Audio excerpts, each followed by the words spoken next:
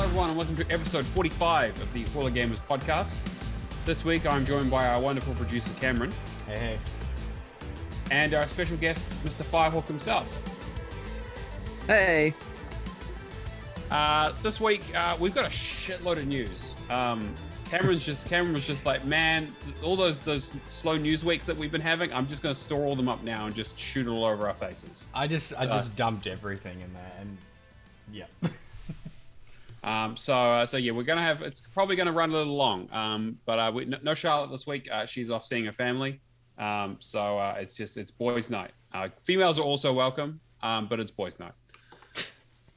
It is also 11 o'clock in the morning here, so it's a little too early for me to be drinking. Just a little bit.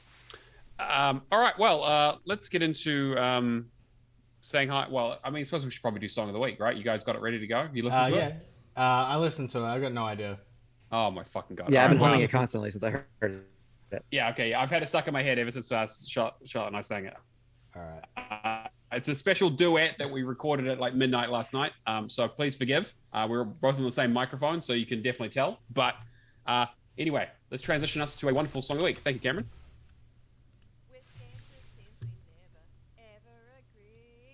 I like the puzzles, and you like killing. I play through quick, and you take all night. I start on easy, and I struggle and fight. My friends are saying we always come last. 'cause I play slow, and gaming I'm fast. I play on mute, and I play it loud. but when we're in a party, it just all works out. I start brand new games, and I go back. We play together 'cause those achievement stacks, and you know there's some bitching and some scathing attacks. But we play together 'cause skill is what we lack. Like I said, I've got no idea. Oh no, Cameron! This is. I mean, I could make a fake guess and say this is the cringy shit I've ever heard, but Oh come on, man! It's an absolute. It's a classic. It's a classic song. It's a duet. Okay, it is a duet, yes. So the original song was not a duet, but they did it. There's a more famous duet version of the song that we basically base this on. The song is also in Saints Row 4. There's a sing along part in that game where they sing to the song. That's very very good. I mean, look, you say song out of Saints Row 4, and unless it's I don't want to feel a thing, I don't want to hear a thing. Yeah, don't want to miss a thing, but sure. I don't want to. Yeah, sorry, it's too early. Fuck you. You got close. It's 9 a.m. Okay, well, Shane, I assume you know what the song is. Yeah, they made a cameo appearance in the recent Chip and Dale movie. It is Opposites Attract by Paula Abdul. Oh, there you go. Nailed it. Got it in one. Yeah, good job. I probably heard it. I probably just can't remember the name. You did. I've that Chip and Dale movie is fucking fantastic. Like, did you watch Family? It was in Family Guy. It was Family Guy. It's the whole Peter thing. Totally It was like, sang I'm dressed like a cat. That was his whole thing. You know, opposites attract. Yeah, because I'm dressed like a cat. Because we were going through and trying to think of a song because we've got a few on the go that we're trying to like workshopping at the moment. And I just had this happened to come on like my playlist, and I was like, oh, this would be perfect for a duet. And then of course the first thing I did is I went and watched the Family Guy clip because I was like, man, that I have to make sure that I don't sing that version of it because that's the version that always comes to my mind when I hear the song now because it's just so ridiculous. I want the outtakes of Neo constantly going, it's just like a cat. No, wait. I really should just you should hear some of the I really should keep some of the outtakes for some of the Song of the Week stuff because some of it gets very very bad. And also the setup was really rough because Charlotte's visiting Alison and I. Or she's visiting family, so she's staying with us. And so we're like, okay, how are we going to make this work? Because obviously I can't, because what I normally do is listen to the song and then sing along with it, right? But I can't do that with the headphones because we both need to hear it. You're being told to wait. I am waiting. And then I'm waiting, Charlotte. What do you got? What do you got? Come on, type faster. Critical about its Song of the Week. Yeah, right. The only thing I'm critical too about, like, I've asked for Kansas and Journey And Blue Oyster Cult so many times now. Okay, look. I have written or started writing a Journey song and a Blue Oyster Cult song. So I did take that on board. And yeah, thank you, chat. Yes, I do live in a greenhouse. This is not even half. There's not even half of the plants in this house. If I panned the camera that way a little bit, you would see a fucking jungle. Like Bagheera would be coming out to fucking steal my child. All right. These Amazonian men. Hey. Yeah. Right. Exactly. Yeah. Neo will kill you by death by snooze too any day. Yeah. Hey, forgot to go out some way, right? All right. As always, we're doing the show live on Twitch. Hall of Gamers Pod is a place to find us. We've got a few people in the chat here. We've got Natolinator. We've got Chapters. Charlotte is also making an appearance. Treason. Burner. Thank you for joining us. If you want to come say hi, we do this show live every week. You can come hang out, interact, ask questions, shit post, that kind of stuff. We really appreciate it. Throw us a cheeky sub if you want to give us some money. If sub with Prime, obviously. I know you immediately meant like a Twitch sub, but yeah. I'm just like, fuck. If you want to send me like a foot-long Subway, like I'm all good with that too. All right, I'm already gonna get into the rants, right? So I ordered a sub. I ordered a sandwich. Some of our audience, I should probably not use the word sub. I ordered a Subway sandwich, and it got to me. And again, I hadn't eaten this day because again, I'm trying to be OMAD or as close as I can to it. And I got the sandwich, and I was like, cool. I was excited because I was hungry. I hadn't eaten that day. Opened it up, and I was like, cool. I ordered a BMT. So it's pepperoni, salami, and ham. Ready to go. Got everything on it I want. And thank you, Chapters, for subscribing to Prime. Very much appreciate it. And they gave me some veggie patty monstrosity. And I was like, what is this? and I was like, I don't even know if I can eat this. I don't even know if this is safe to eat. I was like, why are they feeding me the food that my food eats? Like, I was not like, this is completely unacceptable. Thankfully, they gave me a good refund because Uber Eats are relatively good like that. And I waste so much money with them that they're like, yeah, this guy's a high tier customer. He uses us nearly every day. I mean, if it's menu log, they usually go, no, like, fuck you. You sorted out the store yourself.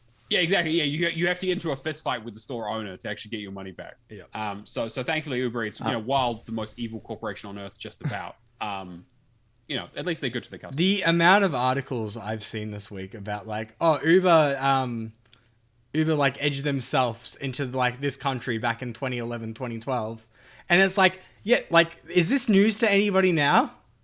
Like, this is like a decade later. We've known this for like 10 years now. Do you say, Shane? I was gonna say I actually worked at Subway. Oh, really? 5 years, yeah. That is actually in the policy. You actually have to fight the manager for any kind of refunds. I got a lot of fist fights that way. I think that's fair, right? You both take out some of the stale baguettes from the previous day, and you basically bash each other to death with them. I mean, like, that's. How dare you? We make those fresh every single day. Thank you. I mean, they're frozen little sticks that we stick in the oven, and then that proofs them up. But I mean, we bake it at least. That's fresh. Yeah, that's how baking works. Yeah, exactly. Yum. There's nothing more disappointing in life than going to a Subway and finding out that they've run out of white and Italian herbs and cheese bread. Okay, like, I love Italian herb and cheese, but like, I'll take a roasted garlic as a backup. Like, that's fine. I don't think we've got roasted garlic here. Oh, I've been there just like whole grain, and it's like, yeah, no, I'll pass. You guys don't have roasted garlic? Roasted garlic is my go-to. Like I love Italian herbs and cheese, but obviously it's like, yeah, we'll just add some extra calories to your fucking carbs. But roasted garlic. I'm trying to eat healthy. It's all wheat for me. Yeah, exactly, right. It's like, yeah, I'm going to Subway. Like, I'm not like, this is like, I'm not fooling anybody. I'm here for a good time, not for a long time. I'll eat whatever the fuck I want. That's fair. I was gonna say, Chapter's questions. Have you seen the Bandai Namco leaks rumors, and if so, do you believe them to be true? Yes, I am going to cover that in the news. Yeah. Well, yeah. Let's have a quick chat with Shane here first, and then I think maybe we'll make that our first news story then, considering it's come up already. Yeah. Well, I wanted to talk about Kojima being accused of being an assassin. Oh my god. Metal Gear's coming all around. Okay, look. We could start with the. I'm okay. Bandai Namco is big news, yeah, but like, Yeah. Kojima Okay. being accused of assassinating an ex-prime minister? Okay. All right. Okay. We'll do that one first because I want to talk about that too. All right. But first, before we completely fucking ignore him, Shane, how have you been, mate? Oh yeah, hi. Good. How are you guys? You're doing fantastic. I mean, I'm you're here. also on the show. Yes. Thank you. Thank you for joining us. For those who don't know, you're the ridiculous completionist, long streak haver, video game quote Yeah, what unquote am I at now? Like enjoyer. 7,000 days, all of my life. You don't enjoy games, okay? You play them, you get your achievement for the day, and then you see what else you can get. And then I don't know what this enjoyment thing is. Look, you pick a game, and then on the odd chance that you actually enjoy it, it's just like it's a win-win, yeah? It's a bonus. Yeah. You're like, oh, cool. Yeah, Like a game it's a I enjoy. bonus, a little bonus. Yeah. Otherwise, like, you oh, I scream can at it until it recommend. gives you all the achievements, and then you're done. You're like, oh, I get a double dose of dopamine. That's nice. It's like when me and Shane did like Nobody Saves the World, and we were like, oh, this looks alright. And then like you get like 3 hours in and everything ramps up and it's like, oh my god, this is like the game of the year. I still can't believe I just jumped into that with you. That was risky. It sounds it. Of course, I did do Unsold recently the same way. Thanks also to you. So Cameron's you're a bad terrible. influence. Let me say He's that. terrible for that, right? Like he's just like and like I'm very easy to convince to play video games. As me, I'm very easy to convince to do just about anything. Unfortunately, You'll fall guys into anything. yes, yeah, exactly, yes, yeah, exactly. I will be the fall guy for anything. So again, you play a lot of completions, you finish a lot of completions. You're very very careful about what you've been picking to play. How's that been for you? I mean, it's been a little while since we've had you on the show. You've been. I mean, it was holding up fine right? until I was an idiot and then did a dive for the first time ever. So that was cool. Oh. Stressing me out a lot. What is on your dive list? I think I've seen it, but I can't remember. Oh, 20 games. I think I did because that was what we agreed on. I did. Want the list? Yeah. Gray Skies, A War of the Worlds story, Lords of the Fallen, Metro 2033 Redux, The Secret of Monkey Island Special Edition, New Rally X, Nexomon, Quantum Conundrum, Sonic and Knuckles, Spellbreak, SpongeBob's Truth or Square, Star Wars, The Force Unleashed 2, Frogger Hyper Arcade Edition, Carrion, switch over to my other entry of my blog. Which Carrion you would have already done already because it was leaving Game Pass. Sure did. Yep. Alice Madness Returns, Anthem, Aqua Naval Warfare, Asura's Wrath, Demetrios, The Big Cynical Adventure, Disney's Bolt, and Foul Play. Okay, that's actually not a bad list. It's a pretty decent list. Games are. There's a few in there that are going to be like Foul Play is actually like again that's one that I've started that not a lot of people have played. It's a pretty good game, but it's a little bit challenging. Anthem. Yeah, it looked cool. That's one I've wanted to do for a while. Anthem actually one I've wanted to play for a while too. I know it's gonna be so grindy by the time I'm done with it. It's one of those I things do want to that play that. the gameplay to me seems solid, but the UI, everything like built around it is just like Destiny has good hub areas. Yeah, Anthem just feels like everything's clunky and slow and. Well, because I'm sure they were gonna fix it up like they did Destiny and Destiny 2, but then it didn't do well, and now that's why I wanted to play it because like I don't know how much longer that's gonna be online. Yeah, Yep. It's EA after all. A very good point. Yeah. There's one other one there that sort of raised my eyebrow, but Metro 2033 I recently completed. Redux. Great game. Redux that is game. solid. I've done that multiple times now. Yeah, I played it so many fucking times. I think the only one I'm missing is the Japanese version of Last Light. I think. I have the Japanese version of the first one. I still gotta do too. Yeah, that over was there not too somewhere. bad, but I think I did was like that, and because I think that one doesn't have English language settings, so Oh no, that's gonna be fun. yeah. So I mean, thankfully I played it through so many times I could nearly do it blindfolded, right? So it was okay, but yeah, it was a little rougher. I was like, okay, I need to remember what this symbol means or what this means or what Thankfully, I mean, to be fair, I've done a lot of Japanese games, so I'm sure I'll be fine. I can't read Japanese, but exactly. I've done it. Yeah, I've been looking at maybe getting back into getting some Japanese games now that the import stuff has kind of evened out a bit because of the economy going to shit. What? No. What? Yeah, Global economy is just fine. Just it's okay. doing just great. No, Treason puts in the chat. Yeah. When I worked at McDonald's, we had a rule that if you and a coworker were willing to fight each other, you both had to clock out, take off your work shirt, go into the parking lot, and duke it out, and then you both came back afterwards and continued working. I think that's a good policy. Well, that's what I've seen. Okay, yeah, that makes sense. Lovely. That's a good That tracks. policy. Yeah, I mean, think that- my friends in high school that like whenever they got into a fight at Macca's, it was like who can eat the most like cheeseburger, add 10 patties on. Okay, so Charlotte is visiting, and she's probably going to be annoyed, but she's not in the chat anymore, so I can tell the story. Yeah. So she's visiting, and she was like, "Hey, we should get McDonald's one night," and I'm like, I mean, say less, right? Like, if I can, McDonald's is great. Once again, I'm going to quickly interrupt you. Finding out that Choc Tops exist in New Zealand and Australia, fuck you. Yeah, they're great.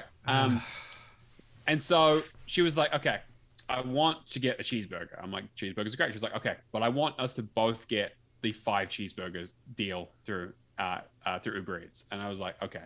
And she's like, I bet you we can both eat 5 cheeseburgers. And I looked at her and I'm like, you can't eat 5 cheeseburgers. What, each or? Each. Yeah, no, that's possible. That's fine. Right. Yeah, right. And so I was like, okay, cool. So we ordered it, and she's laughing the entire time. And also because it was we got ours on like a McChicken or whatever. Yep. And there was also a deal to get a free Big Mac if you spent like over $25, which we definitely fucking did. And so it all gets here, and she's just like cackling to herself, just stacking up these cheeseburgers and brings it out on a huge plate. And we're watching some Demon Slayer or whatever, and just like demolishing these burgers. And I look down, and there's still like 2 of them left, and I'm like, I do the counting. I was like, pretty sure that's only 3 cheeseburgers you've eaten there, Charlotte. And she's like, oh, I'm so full. I'm like, I was like, this whole operation was your idea, and suddenly, you barely get halfway through it, and you're just gonna be bitching out. So I'm gonna call her out here and say that she definitely did not eat 5 cheeseburgers. I did, and I 100% regretted it, but I still did it. 5? I think like just cheeseburgers, or was it like a McDouble, or no? They were cheeseburgers. I mean, I also had some chicken nuggets. I can top that. I drank and half a Big Mac. Yeah, again, and an ice cream in there as well. But I didn't want to, completely out myself on this show. Screw it. I'm going to out myself. Actually, I want to bring up 2. So there was a nice like 18 nugget and 2 large chips deal for $8, and I'm like, all right, we're getting Macca's for 2. Yeah, that's a pretty solid deal. Nikita can have some chips and nuggets, and I'll have some chips and nuggets. Decide, all right, I'll just change that. I had a free. The price of a hamburger is $2. How much do you think a cheeseburger costs there? $2.50. $4.10. Oh, see, that's bullshit. Okay, yeah. That's ridiculous. Yes. Oh. So I literally just ordered free hamburgers, and I just added cheese on them when I got home. I'm just like, I'm not paying $6 for free slices of cheese. Such a miserly bastard. That's unbelievable. I mean, look. To be fair, that is a bullshit markup, but that is still very funny. But yeah. So last night was free cheeseburgers, homemade, like just add on the cheese out of the fridge. 18 nuggets and a large chips. And then after I was like still hungry, so I was just like, all right, half a bag of Pods. Man, I haven't had Pods in so long. They are so good. Yeah, good. Yeah, good. Absolute joke. And salt and vinegar chips, because you've got to have salt and vinegar chips and chocolate. It's a perfect combo. I don't know why. Yeah. Right, I just like every time Cameron talks about his food crimes, I feel like we're back on that 12-hour stream where he's just cackling about the terrible food combinations he's making us eat. See, I love my wife, I really do. But when I met her in high school, we would go to lunch and she would dip her McChicken sandwich in her ice cream and eat it. Oh, and I'm just like, that's fine. Okay, I guess I'll marry you someday. That's fine. That's fine. That's gross. Just to really put Shane off here, I remember when I was 10 years old, I used to dip Vegemite, like I used to love Vegemite and cheese sandwiches. I mean, that's kind of a staple. Yeah, staple, yeah. And chocolate Yogo. Oh, okay, no, I'm out. Okay, we need to move. Okay, so, I'm sorry, Shane. We need to just move. I think we need to move straight into the news, because this is getting massively out of hand. Yeah, it's gross. Please. Okay, Karen, do you want to talk about how Hideo Kojima basically created a series? Yes. I was going to say, let's cover the weekly question first, because it ties in perfectly with Shane. Sure. All right. What did you put the? Oh, you put it. Okay. Yeah. So, what's the furthest lengths you've gone to keep your streak alive? I'm pretty sure you answered in the Discord. I did. Do you want to go again? Well, yeah, because I was reading everyone else's responses, and I mean, I guess I've done a lot. I wouldn't consider it extreme, but I mean, I've gone on a lot of trips. I mean, my streak is almost as old as my daughter now. It's almost 10 years in a couple of weeks. It's like you got two kids. One. Yeah, right. Thank you. It's easy. I mean, I've gone on trips, so I'll get an achievement first thing. Like I drive straight through. I don't like stopping, and America's massive. So wherever we drive, it's hours and hours and hours and hours of driving all day. So I'll wake up, get achievement on my like Windows 10 or Windows Phone or whatever it is, and then go, and that's for the rest of the day. I've rushed home from the bar at like 11:30 and gotten an achievement. One time I had to call my wife and be like, "You need to load up this game. I'm on my way. It's like 12, or no, it's like 11:50." And I'm like, "Load up this game. I need you to walk to the right till you get an achievement. Hurry up. I'm on my way home." She got me that. That was close. God, what else? I mean, Windows Phone has saved me a lot back in the day. I'm sad that's gone. Yeah, that Rest was in going to peace. be my follow question. I'm like, like, are you going to be using xCloud now that Windows Phone's Well, gone? as you guys know, I was gone. I was, I've only been home for a few weeks. I was in 2 hours away from my wife's operation stuff for what, 3.5 months. So no, I got very acquainted with xCloud, and if I can find a data connection or a Wi-Fi connection that helps, absolutely, that is so much fun. It's so cool. But yeah, no, that's probably gonna have to be my main lean on. Like if I go on trips, I would probably more rely on Windows games, just because I can install them on my PC or my tablet and bring those and make sure they work. I don't have to rely on a spotty connection or something. But yeah, I haven't really done anything super extreme. But then of course I don't consider that extreme. Then I'm reading everyone else's responses to the Discord, and apparently that is seen as kind of crazy. So that's fine. So, some of them were absolutely like. As soon as I read Kirby's was great. I abandoned my partner at the airport to rush home and unlock an achievement as she was flying out. It got 5 minutes before midnight. Yeah, like... see, I've considered. I've made like contingency plans where if like we live in the Midwest, U.S. There's a lot of tornadoes and things like that. I've absolutely considered, okay, so if a tornado hits here, I need to go here for internet, but if the power's out, I need to drive this far, and I have to have this much time. So, okay, maybe I haven't done anything crazy, but I have planned. You planned it out, yeah. One point at a time, he's just right. He's got like a bomb shelter in the basement, and it's just like break in case of emergency in the Windows Phone. It's like tap straight into the U.S. government's internet line around here, and I'm not gonna mess around. Biden can get mad at me all he wants. I'm gonna keep my streak. I swear to God. Unless Seattle gets bombed, then I don't know what I'm gonna do. Right? So. Yeah, exactly. Like, okay, well, well, it's like, well, I guess I'm just gonna have to play Nuclear Throne in real life. I'll get my spear. It's fine. Yeah, right. Exactly. Yeah. In terms of me, I think that like. So I'm getting towards the end of my streak. I'm trying to hit a year. It was something that Nev did a long time ago, and like he shows up on the top of my streak list, and so I kind of wanted to hit 365 days, and I'm probably going to call it there. So that's August 4th. So I think that's kind of where I'm going to put away for it. So again, I'm about 2 or 3 weeks away. In terms of extreme, I haven't done anything like super extreme. Most of the panicked getting an achievement is usually Charlotte being like, "Oh fuck, it's 11 o'clock and I haven't done an achievement for today," and and I could have just been like, "Well, that sucks for you. I guess I'm going to win this competition." But because she's my best friend, I usually do help her out with something, or we used to fire up Saints Row or something. But I feel like the streak stuff really affects the way I play games and how I think about video games, because now it's like, okay, well, I always stay up until midnight, so I can get an achievement right after midnight rolls around, so I don't have to worry about it for the next day. And then I'm also like, okay, well, I'd like to play more of this game, but I know that I need achievements for this. I know there's like 5 achievements towards the end, and they're relatively well spaced out and relatively easy to get. So I feel like I need to put this on the back burner and play something else. Which has been okay for the most part, but like last month was really, really rough because play something else meant go back to my backlog because I wasn't allowed to start any new games. So my pool of stuff that was available to me like that was getting smaller and smaller and smaller, and I had to do a lot of setup and preloading, and like I felt like I was in the fucking G-task. But yeah, like I'll be glad when it's done. It's been an interesting experience, but if Charlotte ever says the word fucking streak to me again, I'm just gonna put her on mute, because I know it wasn't intentional on her part, but she completely fucked me for an entire year on how I play video games, just because she was like, "Oh, hey, we're closing the streak thing. We should keep track of this, and I'm just going to remind you about it."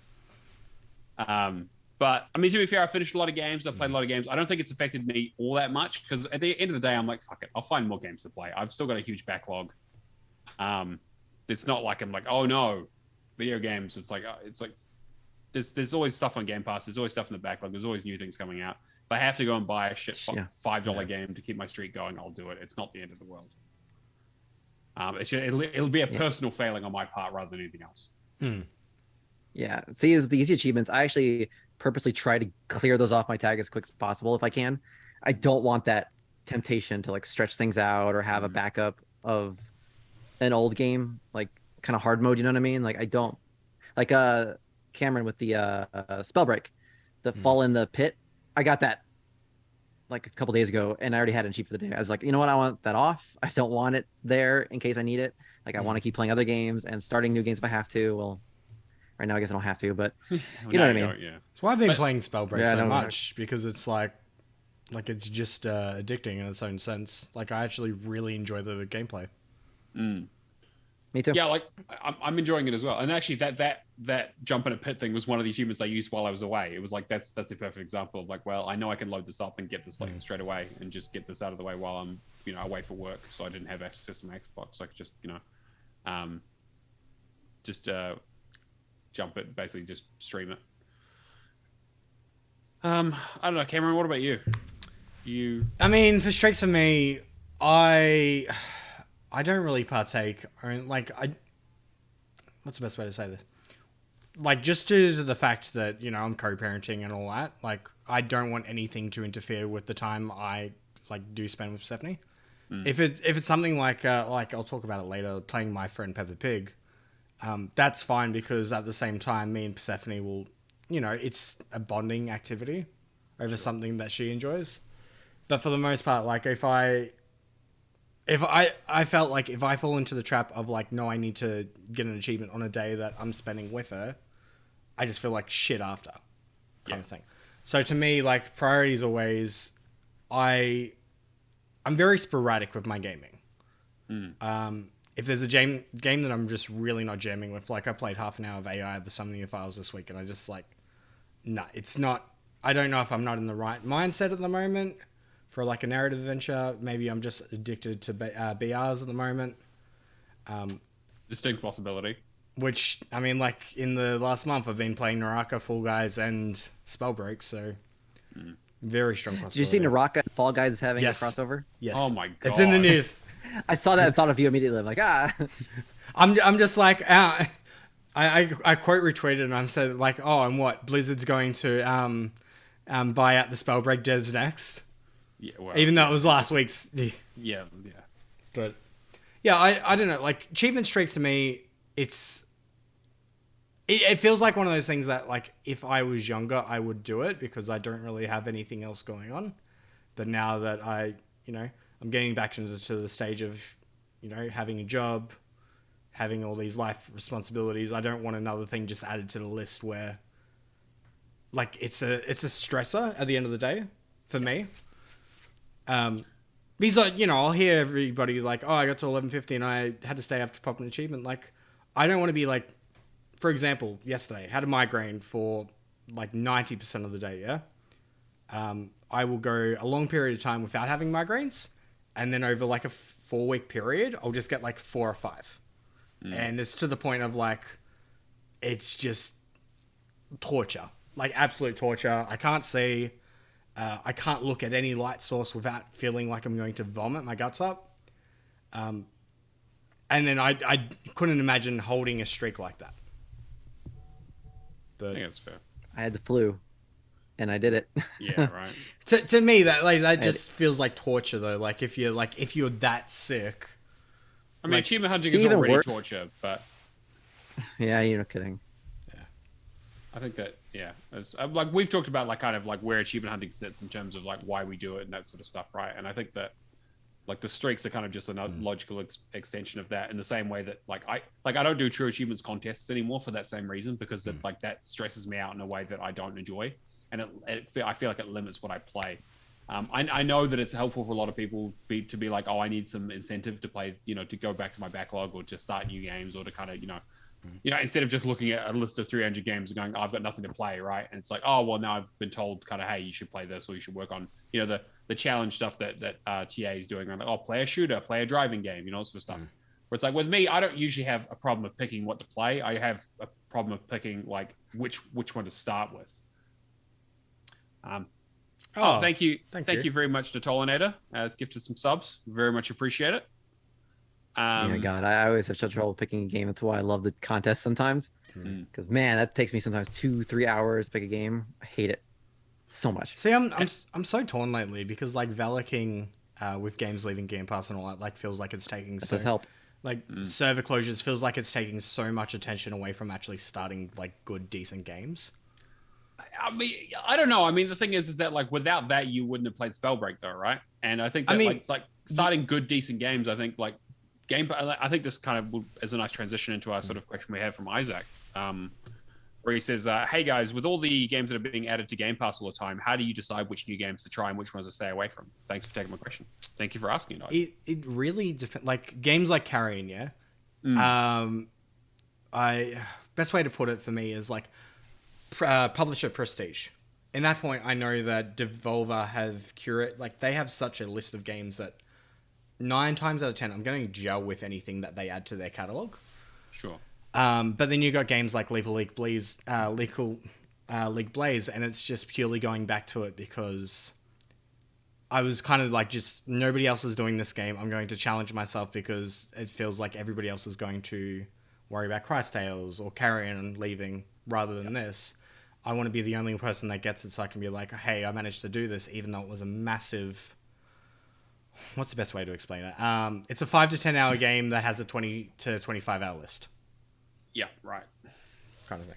So it's just massively extended out, yeah. Yeah, like, no fault of their own. I don't think they were intending to make a list that, you know, feels like that. But, like, developers really need to take into consideration their achievement lists and how fun their gameplay loop and USPs are before they, you know... Sorry, unique selling points are of that game before they, you know, just add achievements willy-nilly. Like, I got a message... In your industry. Yeah. Like, I got a message this morning just like, hey, there's this new game that my friends are developing. Like, hey, can you help plan out some Steam achievements for it? I was like, oh, that's pretty cool. And I want these lists to, you know, actually curate to the user experience. I don't want somebody playing a puzzle game like do 1,000 rooms because I told you so, kind of thing, because then we'll just be torturing ourselves. But back to the question, it really depends. Key art is like, you know, don't judge a book by its cover, but 9 times out of 10 we're going to judge, you know, if we don't have the community telling us what they've enjoyed and what they've played. Then if something new's coming out, you're most likely going to just like look at it and be like, is this the kind of game for me? Based off like similar experiences. Yeah, I can see that. I think that. I mean, the nice thing about the nice thing for me, at least on Game Pass, is that a lot of the stuff is like, if it's a brand new release, everyone's going to be talking about it anyway. I mean, I know you will, Cameron, for a start. Power Wash Simulator. Yeah, exactly. But like, if it's something that's like, you know, already existing release, chances are there's already information about it on PlayStation. There's already information about it in the regular Xbox community and usually on Steam as well. I can go watch a trailer. I can see what the achievements look like. I can see kind of what the completion percentages are for other people. And then, yeah, stuff leaving Game Pass, like Valorking all these games has been a great experience for me. And it's a little bit stressful, but it's definitely given me the push to go and actually play, you know, some of the stuff that I'm just like, oh, I've been meaning to get around to that, because again, Game Pass has the same issue as of a lot of things, where it's like there is a lot of stuff to try, like Isaac says, and trying to pick and choose can be a bit more difficult. I'm trying to be a bit more like, I'm just going to jump into stuff now a little bit, because I don't really buy video games anymore, right? Like Game Pass is how I play all of my new titles. See, this is the thing though. Like, even I've got a great example of this week of a game that I've played that isn't in Game Pass, and I just picked up on like the art style alone. The more I look at Game Pass, the more I think like maybe there's these games outside of it that I am missing as well.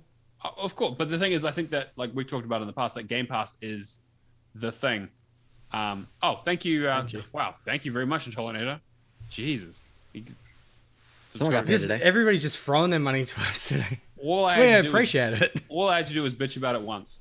It's me. It's fine. It's fine. Yeah, exactly. It's fine. Yeah. Yeah. Thanks, Shane. We have to get you on more often. I think that we've talked about it in the past where it's like Game Pass has been a really good, not just a good tool for playing games, but also for finding games and for marketing games, right? Because you're competing against a smaller list. There's less barrier to entry, and you get your name out there.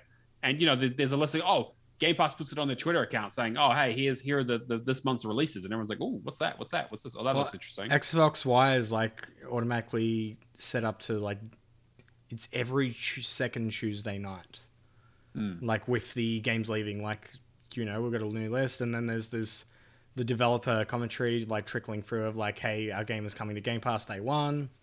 Like there's so many, even if it's something that's like I'll admit last month felt very dry in terms of games that we're hitting. But like July, for example, has just been banger after bang. Like I know we all joke about My Friend Peppa Pig, but I think the whole you see Red's tweet the other day about My Friend Peppa Pig, like got 200 likes, and then he got comments of just like, "I hope you're joking" kind of stuff. And it's like, no, achievement hunters dig this kind of stuff. I dig it because I'm a parent. Outright Games is like catering for. You know what? I honestly think that Xbox needs to buy some of the studios that Outright Games work with, just to develop this third-party like kid shows level stuff. Because Outright Games is holding up like every, like not just Xbox, like PlayStation. I'm not sure about PC, but like in terms of games like Paw Patrol, Peppa Pig, that kind of stuff where a 3 to 5-year-old can play. So why buy them? Aren't they benefiting by them being on Game Pass? I mean, what is it now? My Friend Peppa Pig. There's like 2 Paw Patrol games, Ben 10, that Race with Ryan game. Like, I mean, kids wants to play games. Yeah.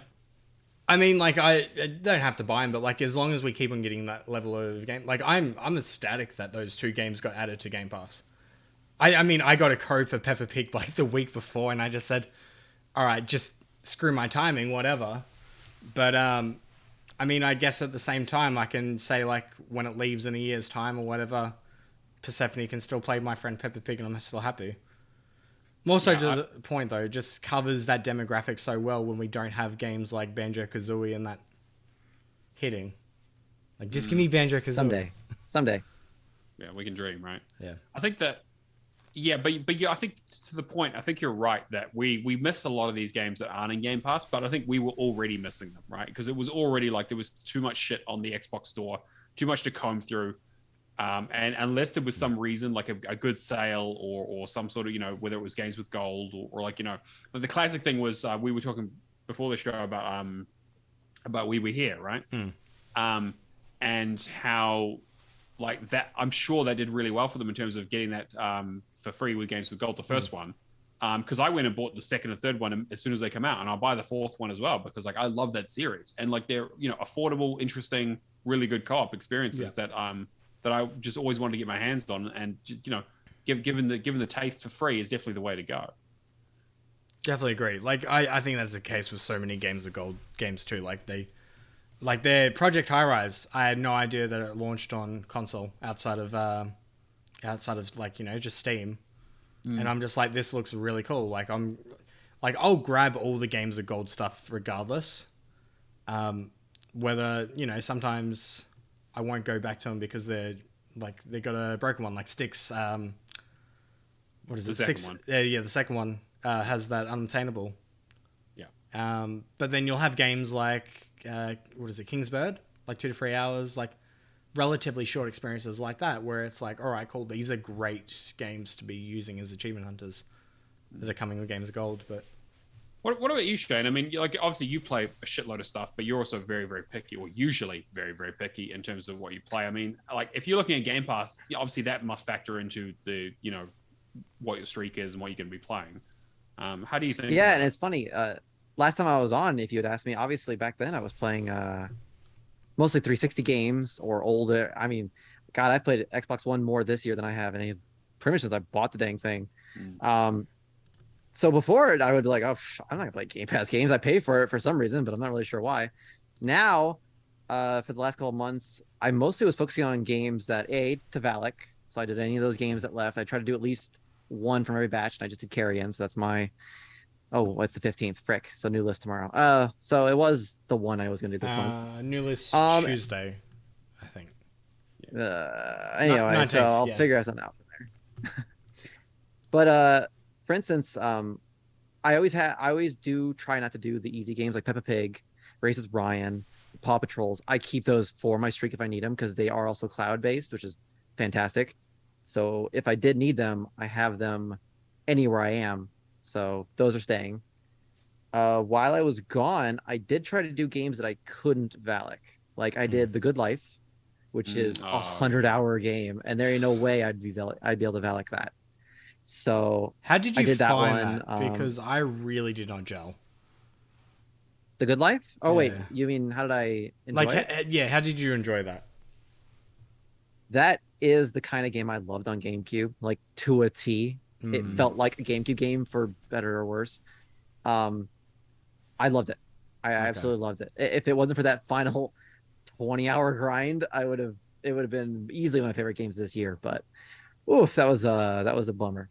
But I could see how you couldn't like it. It does really do feel like a last 2-gen ago game. So yeah. I get it. But yeah, like I try to do that. I try to do some longer games. I do keep an eye on all this stuff, and I do think Game Pass is good for gamers because, like you guys said, it's a lot of games people wouldn't usually try because I used to be able to name like every 360 game. Like if you say a 360 game, I could probably tell you what the achievements are like, what the gameplay is like. But now, man, there are hundreds of games a month. Just in a month on Xbox One. So it's nice that they are curating it and showing us games that would be interesting to play. A lot of games, I mean, the Valaking thing, just like you guys, a lot of games I would never think to play or try.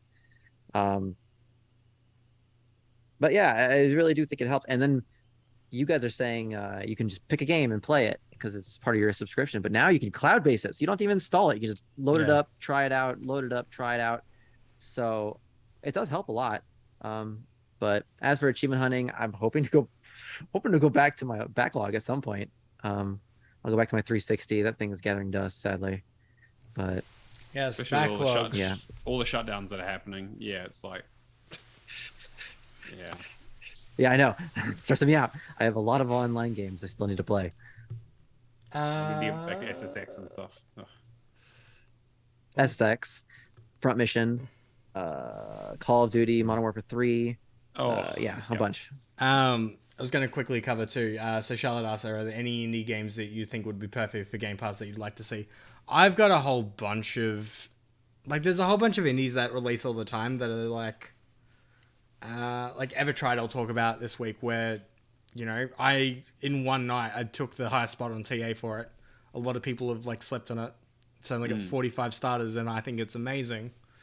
But I could see how other people wouldn't connect with it being it's essentially Final Fantasy Tactics. Oh, okay. Yeah, I mean that sounds great. Nice. But it's one of those games that I saw the original cover art and I'm just like, all right, this game looks beautiful. Or really nice 2D pixel based art grid. Jumped in the Discord, messed around with them a bit. Thought it was an amazing game, but yeah, a lot of people. It's just passed them on by kind of thing.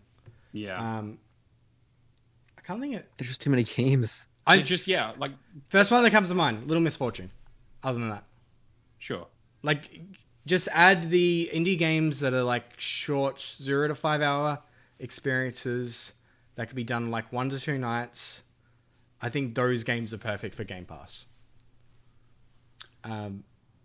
For us as gamers, probably not so much for the devs because they can't really I mean, they still make their money, right? Yeah, it doesn't really matter to them. I appreciate those indies that are the games of gold kind of stuff. Yeah, give us a few of the older things sprinkled in that were we may have missed that were that are indie darlings, for example. Yeah, because and then you can balance. Yeah, and I think the problem I have with this question for me at least, is like, are there any indie games that would be perfect Game Pass that you'd like to see? If they're not in Game Pass, I probably don't even know about them. Is the thing, is that like, I just like, I'm sure there are heaps of them that I'd be like, this would be great for Game Pass. But most of the time it's like, oh, they're getting added like next week, or they were in Game Pass and they've left, or you know, they've got some sort of agreement with PlayStation and they already have, they're on their subscription service order, so they just can't come across. Or, you know, like, I'm sure, like, I want everything to be on Game Pass because that's how I play my games now. But if they're not on Game Pass, chances are, like, I don't really know much about them.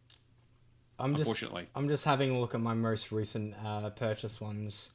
Redout 2, great indie racer.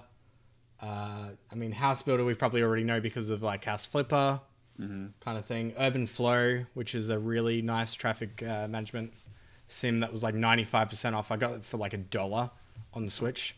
As soon as I saw it coming out for Xbox, I'm like, all right, cool, I can get achievements now. Destroy All Humans, Clone Carnage, the multiplayer. Yeah. Right. What else? Steve Jackson's Sorcery, which apparently is based on like 80s D&D kind of stuff. Oh, wow. Okay. Yeah. Cow the Kangaroo, which has an unobtainable. Yeah, all right. I think, I'm just writing names and you're like, yeah, what? I think we get the idea. All right. Yeah, that's a game. Yep. Those are video games. All right. Well, we've sort of, you know what? I'd say this is just a general request for the community. Yeah, once a month, take the money that you've saved through Game Pass through the games they're playing, like just set enough for an indie game aside, and just have a look, like just browse through the Xbox store for like the last 4 weeks and find something that catches your eyes. Because check the list on TA to make sure it doesn't have unobtainable and it's not completely fucked. Yeah, and like just do your research first, see if that kind of game will gel you, because there are like some really solid hits that just they don't get added to Game Pass because they're a very small team. They haven't, I don't want to say haven't done their due diligence, but like they just haven't made that connection with Xbox to like, you know, launch on a Game Pass and that. And they're a smaller team and the marketing wasn't there, so it's kind of like just fell, even though it's like a solid game. Like there's these people in game dev you should be putting 1/3 of your budget to marketing. But some of them like just don't do, like they build the game, they build a really good solid game, and there's just absolutely no marketing at all involved. So yeah, just go on an Xbox store, look at the last 4 weeks, see if anything catches your eyes, and then make an educated decision based off TA and read a few news reports. Don't go into it thinking something like Indivisible where you find out there's a whole bunch of problems because the arsehole in charge likes to throw around sexual harassment and racist stuff, and anyway. Whoa. Yeah. I was reading up on it. I was just like, why did Indivisible have legal issues again? I read up on it this morning. I was like, yeah, that's why. Yeah. Oh, okay. Yeah. Anyway, let's transition us into the news then. Okay, we'll quickly touch on the Kojima thing because there's not actually much to say here, but it's basically just crazy to think of a story. It's just crazy that the fact that Kojima created a one of the greatest series of all time about how misinformation and controlling the narrative, and memes, literally uses the word memes, will basically destroy the world and create war and just ruin people's lives. And then he potentially has his life ruined by someone putting out misinformation about him, causing a political assassination. Like, what the fuck? Yeah. Some French nut went on Twitter and I was like, oh, hold my beer. You want to see? Yeah. I can do it. So yeah, far-right French politician Damien Rieu retweeted images of Kojima with the comment, "The extreme left kills." Trying to... Okay, so the tweet was eventually deleted and the politician eventually published an apology. But, even, if it wasn't Kojima, if this was just a random citizen, this is, fucking life-ruining level shit. Oh, yeah. Yeah. I mean, that's pretty messed up.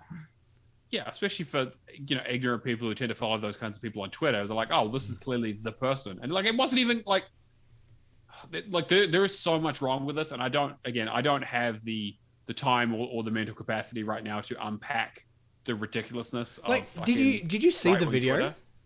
Yeah. Of the assassination. It's fucking crazy. Yeah, it's insane. Japan, I was reading up on it. Japan only has 9 gunshot related deaths a year, and the level of I don't want to say hoops because it's really not the right word, but the level of process that you need to go through to like actually get a gun license. It's in basically Japan, impossible. Yeah, Yeah.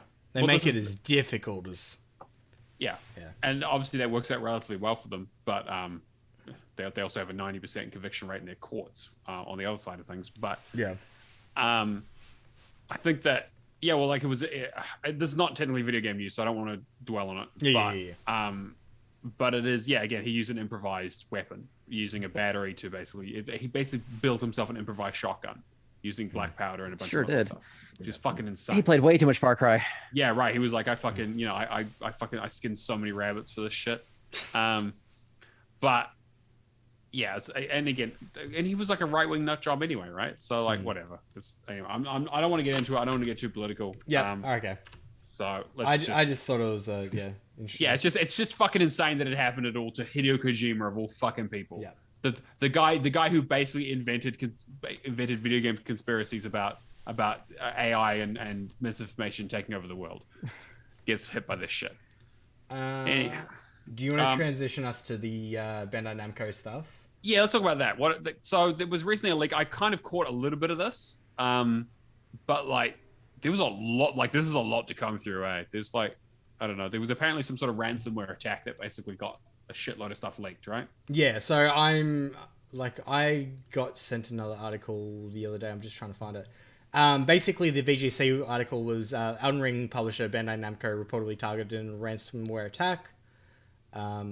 It's claimed that the Alpha V ransom group is behind the threat to the Japanese game company. According to VX Underground, which bills itself as the largest collection of malware source code, samples, and papers on the internet, the Alpha ransomware group claims to have ransomed Bandai. It's pretty much the same there. Sorry, there was one that I've read and one that I haven't read. I just wanted to make sure there wasn't any other information I've missed. So data stolen from the company was reported leaked. That was CD Projekt Red. Sorry. Nothing really other than the fact that they got targeted in ransomware in that one.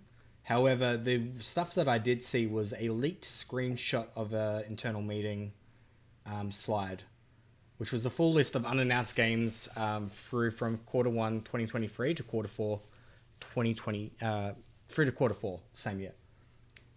The full list of games is Dragon Ball The Breakers, Armored Core, which are both due for Q1 2023, which, I mean, there was rumors about them working. We know Armored Core is basically happening. Look, they've as good as said that it is the next thing that they've... It's all but confirmed, pretty much. Yeah. Little Nightmares 3, Q2. Dragon Ball FighterZ Super. Digimon Story Cyber Sleuth 2. The one that is really interesting, Elden Ring Barbarians of the Badlands. Now, the question is DLC, yeah. Tales of Ascension. New Tales game, Tekken 8, Code Vein 2, One Punch Man Fighters Association, and Dragon Ball 3 Xenoverse. And a new Code Vein sequel as well. I said Code Vein 2. Did you? Oh, sorry, I missed that. Yeah. And Tekken. Yeah. So I mean, I don't think it's real. I think that like Treason says, I think the Code Vein DLC is coming before what the leaks is anyway. And I think I'd love to play a lot of these games. Like a Code Vein sequel would be cool. A new Tekken would be good. I mean, like again, I think some of the stuff is like okay. I will tell you right now. I think this leak itself is fake. I think someone's just created this. I think it's kind of like these games are in development. Like Bandai Namco is making a Tekken 8. Oh my god, right? Like, of course they're fucking making another Tekken, right? Yeah, of course they're making another fucking Tekken game. They've made so many of them, and it's a hugely successful fighting game franchise. This is one of those leaks though that there's nothing that's that outlandish on it. No, exactly. That's why I'm kind of like I could go either way. That's kind of why I'm just like anyone could just have thrown this together and just been like taking a best guess at it, right? Like the fact that there's going to be Elden Ring DLC. Almost certainly. Yeah, they basically said that's going to happen. Has Anywhere confirmed a name yet? No names. Okay. But yeah, like they'd be stupid not to. Like Armored Core, we've already basically know about. Code Vein wouldn't surprise me considering they did relatively well for them. So like, yeah, I don't think, and they've even come out and said that it's fake. I mean, again, trusting them is like, well, video game developers and publishers are, not the most trustworthy, right? They'll lie right to your fucking face. But I don't know. I feel like this is kind of bullshit, to be honest. Especially the timings. Like, I don't think, like, I wouldn't put any stock in this. I'm sure a lot of these titles are in development at some stage. Yeah, that's the only thing I'm kind of like. That's the other question too. How old is this actual slide? Yeah. Also, there's also that, right? I mean, if this could have been from like 18 months ago, kind of like an old presentation, and timelines constantly change in game dev. So yeah, I mean, we saw that Especially with the Capcom link, right? All those years ago, where they were like, "Oh yeah, they're working on Dragon's Dogma 2," and then it was just dead silent. And obviously, they announced that. But like all those like that leak, everything did come to, or I believe it did. Yeah, it did. But to be fair, that was different. That was a massive data dump. Like that was no video, yeah. The leak. No, that was before that. They Okay. had the receipts for this. Like they had like, oh, here's everything that we found, and it was a huge list of stuff. And it took people ages to dig through. So that's a little bit different than this like kind of screenshot that's been leaked out from a presentation, Yeah. Treason saying based off the last two From Software games of DLC, they generally get announced within 4 to 5 months after release. Come out 8 to 9 months after release. So if they keep with that, the DLC should be announced between late July and August and released between October and November. Yeah, I don't know if they're going to stick to that timeline though. But yeah, I mean with COVID, like timelines have just come. Yeah. Like everything's different. What's timeline anymore? Yeah. Right. Yeah. Well, what's a fucking video game? When do they come out? Like who the fuck? Where did 2020 go? Yeah. Don't. Yeah. Yeah. Yes. Literally. Yes. Oh jeez. What else have we got? You got a lot of news in here. I've got. Let's talk about the GoldenEye remake because I love talking about the GoldenEye remake. For fuck's sake! What is that? Okay, just do it quick. I'm doing really quick stories with these. So GoldenEye remake reportedly in limbo due to the war in Ukraine. Right. So exactly what we said. Okay. It's all you need to know, but it was basically just confirming what had already been said. I really want this game to come out. I don't like just reskin the Russians. Just reskin the Russians. Jesus Christ. Who anymore? Yeah, right. I was gonna say, like to aliens. Yeah, like just what? Like, turn it to aliens. James Bond finds aliens. That's Perfect Dark. That's what that game is. Yeah, let's say it's a Perfect Dark sequel now. Yeah, that's fine. Sure, we can do another one of those. I mean, like this. It's weird, yeah. A game from 25 years ago is like one of my most anticipated games. It's like one of the first games I ever played. I really want this to launch soon. It's also not a good game, but whatever. It's a bad game. I mean, look, it's a bad game. I'm fine with it. I just want to go back for like that hit of nostalgia. I just don't want to be doing it with an N64 controller. No one does because those things are right. That veins needs some nostalgia. All right, one in each hand.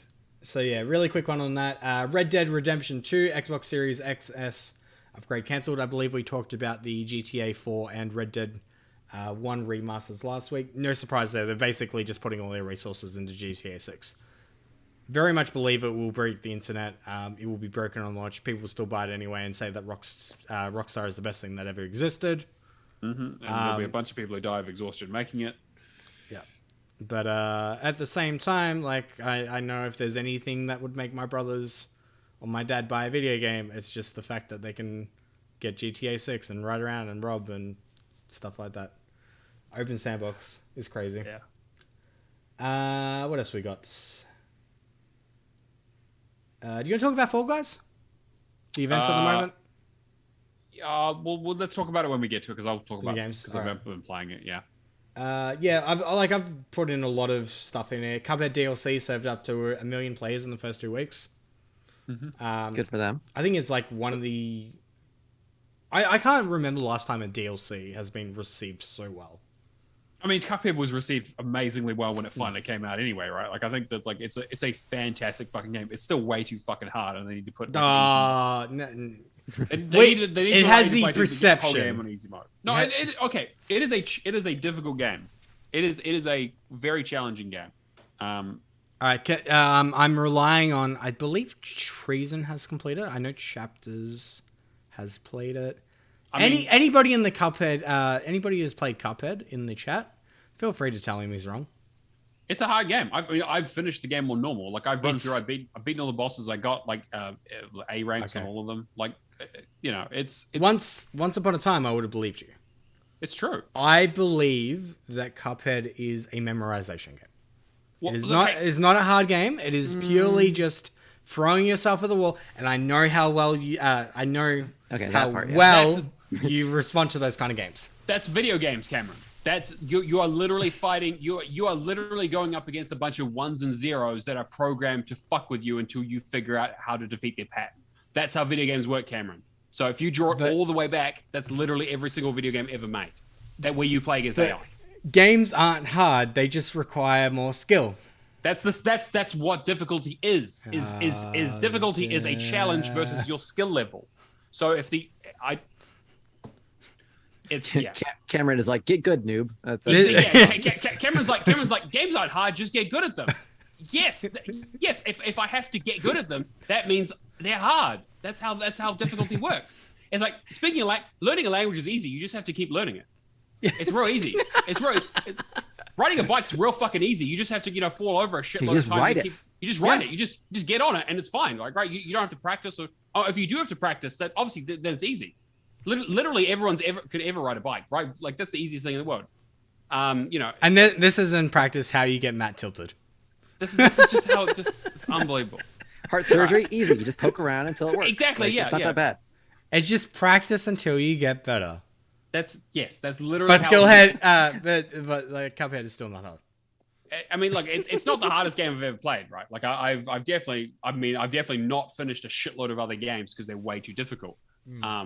But all games are about perseverance. But so get it done. I need to get the DLC done myself, but I have other shit to play. And to be fair, I've played through it once, and the bosses are the same going through it again, and it doesn't really appeal to me all that much. I think it's a really good game. I just don't think it's like a 10 out of 10 or anything like that. I love the art. The art is definitely I love everything. The music of the new DLC is amazing. Go and listen to the music. Yeah, I mean, I'll pick up the DLC. I'll play it because I need to. But, all right, Panda. Technically, learning a second language isn't hard. You just use a different part of your brain to learn a second language compared to the first language. Just do it. Panda, I have trouble using the first part of my fucking brain. All right, I don't even want to hear it. All right, what else have we got? This whole episode is going to be called "It's Not Hard, Just Do It." Yeah, exactly. Yeah. I just wanted to shout out the Cuphead because I'm selling 1 million copies as a DLC. Amazing. Yeah, that's great. Especially I'm sure it's because they stretched it out. I mean, people wanted it, and then it got delayed, and then the Netflix show, and it got delayed some more, and a live concert at some point, and then boom, there you go, DLC. Netflix shows. Oh, it's so bad. It's real bad. I love torturing it with my daughter. It's very much of that kiddie nature, but yeah. Yeah, it's not good. Nordisk Games acquired the Quarry developers from Massive Games. Cool. Yeah, interested to see what happens there. I mean, I'm sure. Apparently, they're like a media agency, right? So they're not necessarily like a publisher or like strictly publishing. They're more like an Annapurna where they kind of do a lot of different stuff, and this is just kind of something in there. But they do own Just Cause. That's the one. Yes. Yeah. Right. Yeah. Also, the Quarry updated fixed the broken achievement, added some multiplayer mode. Unfortunately, this is a big thing I want to bring up this week. Game developers that work on implementing multiplayer modes into your games, release achievements for it. Just fucking make it so achievements unlock for everybody involved. Yes. I was so keen for Power Wash Simulator, then to find out that you're playing 2-player and only the host gets achievements. Why? It just seems like such an afterthought, and I'm sure it's the responsibility of the porting house and all that, but at the same time, you're probably not wrong. It probably was an afterthought. Yeah. It's just gutting because I've kind of I need to check Escape Academy because if that's one that has a similar situation, I'm going to be really frustrated. I feel like that wouldn't be though, right? Because I feel like that game is co-op is the thing in that game, right? But I mean, we have games like We Were Here Together and that. To Shadow Malmos again, that you can have a really solid multiplayer experience and you both get achievements, and you do they're catered in such a way that you get to experience both aspects of being the I guess insider and outsider in those kind of games. With the earlier games, yeah, for sure.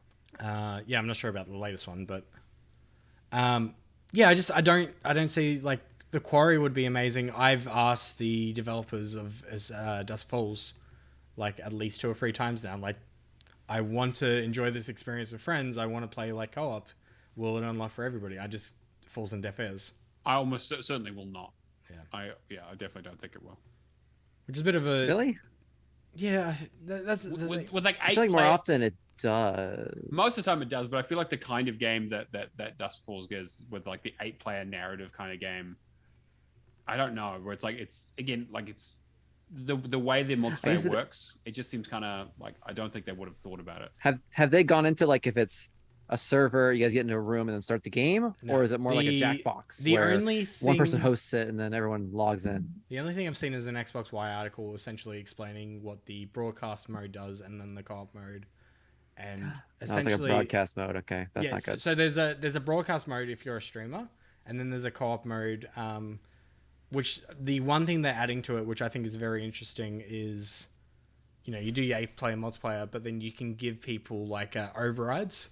So, you know, you might come to like a really massive decision, and you know, me and Matt are playing, for example, and say me, Matt, and Charlotte are playing, and 2 of us go, all right, no, we're definitely like killing this guy off, and Matt's just like, no, I want to see where this goes, and just overrides that decision. You and security cancel it, yeah. Yeah, like I think that's a really interesting, like more of these narrative based games having like an override thing like that would make them very interesting. I don't feel like I play narrative games for that, right? Like I play narrative games because I want to make the decision, not because I want to have a fight with my podcast hosts. If it's one of those cases though, where it feels like an interactive movie and like you're just making these decisions every 5 minutes, I think that would be a really good. But then it feels like I'm playing D&D with dickheads. You know? But I mean, like anytime we are playing D&D, that's yeah, exactly, yeah. Dungeons and Dragons. I'm really glad Charlotte isn't here. Yeah. I don't know. I'm really interested to see how that goes, but then at the same time, like if that doesn't have multiplayer achievements as well, I'm probably just going to stream it. Yeah, I mean, I'm definitely going to play it because I like those kinds of games, but it's probably just going to be a me thing. It does look very cool. Yeah, the only thing I'm not sold on like is the kind of like picture art style. Yeah, the sort of motion comic stuff that they've done. It does kind of weird, but like the driving that seems like fine, but like just other bits seem a bit offish. The Matrix Awakens UE5, like Unreal Engine 5 tech demo to be delisted from Xbox Store soon, which I mean, like, kind of expected, but whatever. What else was there? Fable CZX Control and Dishonored writer filling a narrative lead role. Which is great, good to hear, but also if they're filling in a lead narrative role, it means they're fucking still miles away from having their game finished. I think earliest is 2025. We're going to expect it. Yeah, they haven't talked about it in 2 years since they announced it, so not a good sign. What else was there? You'll talk about Fall Guys later. There's a new open world Terminator survival game in development. All right. It doesn't look good. Of course not. But the gameplay, like, I mean, like if you're a fan, no, I might be confusing it. There's a RoboCop game coming out as well. Yes, there is. Yeah. Okay. Sorry, Terminator 1 got announced. RoboCop 1 looks terrible, but if it's anything like the movie, we'll play good. I mean, like the gameplay looks solid, but it just looked bad. I like the most recent Terminator game that they did that was based on Resistance. Resistance, I think it was. Yeah, it was pretty good actually. Yeah, it's Resistance. Yeah, like a relatively solid first-person shooter with stealth elements. Like again, like very Far Cry style. Even that 360 game that came out like ages ago with the easy achievement list, that was a Salvation. So that was a pretty solid Salvation game. Was okay. It was alright. It was very okay. Yeah, it was a 5 out of 10 all the way through. Yep. What else was there? Did I talk about Turnip Boy? No, but they fixed their achievements finally, right? Yep. Yeah, so there was an article that came out earlier in the week just like, oh, there's a patch and the achievements are still broken. Oh no. And then the patch just came out like the day after. It's like, no, they're fixed now. So if you haven't played Turnip Boy, I think is one of the best experiences I've had this year. Very funny game where it's like essentially just talking to people and you're like, huh? What? Huh? Like just kitty. Like so how are people finishing that? I guess it was on PC and the achievements worked there. Okay. But yeah, like I started, got like 2 achievements, and then essentially just played through the whole thing on PC. Very short completion. Yeah, pretty good. Took me about an hour and a half. I saw everyone finishing it. I'm like, I saw everyone finishing, and then I saw the article. I'm like, wait, how were people finishing that then? That makes sense. Okay. shared list. One of those shared lists, but the console version's broken for whatever reason. I mean, you could. That's weird. I mean, like, there's a lot of people that have probably have done most of it. The 2 achievements are like very end game. I think like open a chest that like launches you back, and then like a roguelite kind of mode. Yeah, so there's one for beating one of the bosses, the secret boss in the roguelite mode, which again you can put God mode on, so it's fine. And then one for destroying it, setting off a nuke at the end of the game. Yeah. Nice. What else? Narak, you can talk about Narak. Oh, actually, no. You can talk about it. Go for it. So Naraka Blade Point devs spill the beans on Fall Guys crossover. It's a good pun. I like that. So I was just browsing Twitter as I do this week, and I came across the weirdest trailer of essentially one of the beans from Fall Guys dropping into Naraka Blade Point. And I thought, what the hell is this? I don't think I've taken acid this week, or any time in my life. But surely surely nobody has come up with this. But apparently they're announcing a new game mode called Through the Fire. Immediately, like, a few people tagged me and just like, what have you done? And it's just like, I just because I'm playing 2 games at the same time does not mean it's my fault. Pretty sure it does. But yeah, this is such a... BR's barely ever crossover. I can't... Look. No, it is not... Okay, Fall Guys is not a battle royale. That is not what that game is. It is a battle royale. No, it is not. It's so much... All right, let's have a look at what TA says. It's not. It is a party game. It's not a battle royale. Oh, they changed it. No, there was never a battle royale, Cameron. It was never been a battle royale, okay? It is not even close to a battle royale. Just because you have a large number of people playing doesn't make it battle royale, okay? One versus 100 on the 360 was not a battle fucking royale. Actually, this is the perfect time to bring up again the fact that I am so tilted about Forza Horizon 4 having a battle royale tag on TA, but Forza Horizon 5 doesn't. What's the fucking difference? It is unusual that they don't have that in there, but yeah, this is a very weird looking crossover. But hey, Fall Guys is doing well, and Naraka wants to do well. I guess it kind of makes sense. Yeah, I just never see BR crossover like this. BR/party game crossover like this, I guess. Thank you. Does that mean we're going to get Naraka skins and Fall Guys, I assume? That would... Yeah, I imagine probably. Probably. I think Naraka is probably like one of the best battle royales I've played this year. But the only bad thing is like those last 2 achievements for getting level 25 on a weapon are going to be grindy as all hell. Yeah. It's going to be the same thing as like Apex reach level 30 or 50, whatever it was. So you're just spending the last 20 hours of the game just trying to get that, get those 2 achievements. But it doesn't sound impossible, at least. Like it's one of those things. Like you get it eventually. Yeah, which is what they want. I haven't gotten tired of the gameplay in Naraka. I'm finding like Spellbreak a little bit more enjoyable because it's got a server closure coming out, even though it's next year. All right. Yeah, Naraka has like a really solid like Ninja Gaiden kind of combat system. Although you can drop into some matches and people will just absolutely destroy you, you can basically do everything on bots as well, which is promising.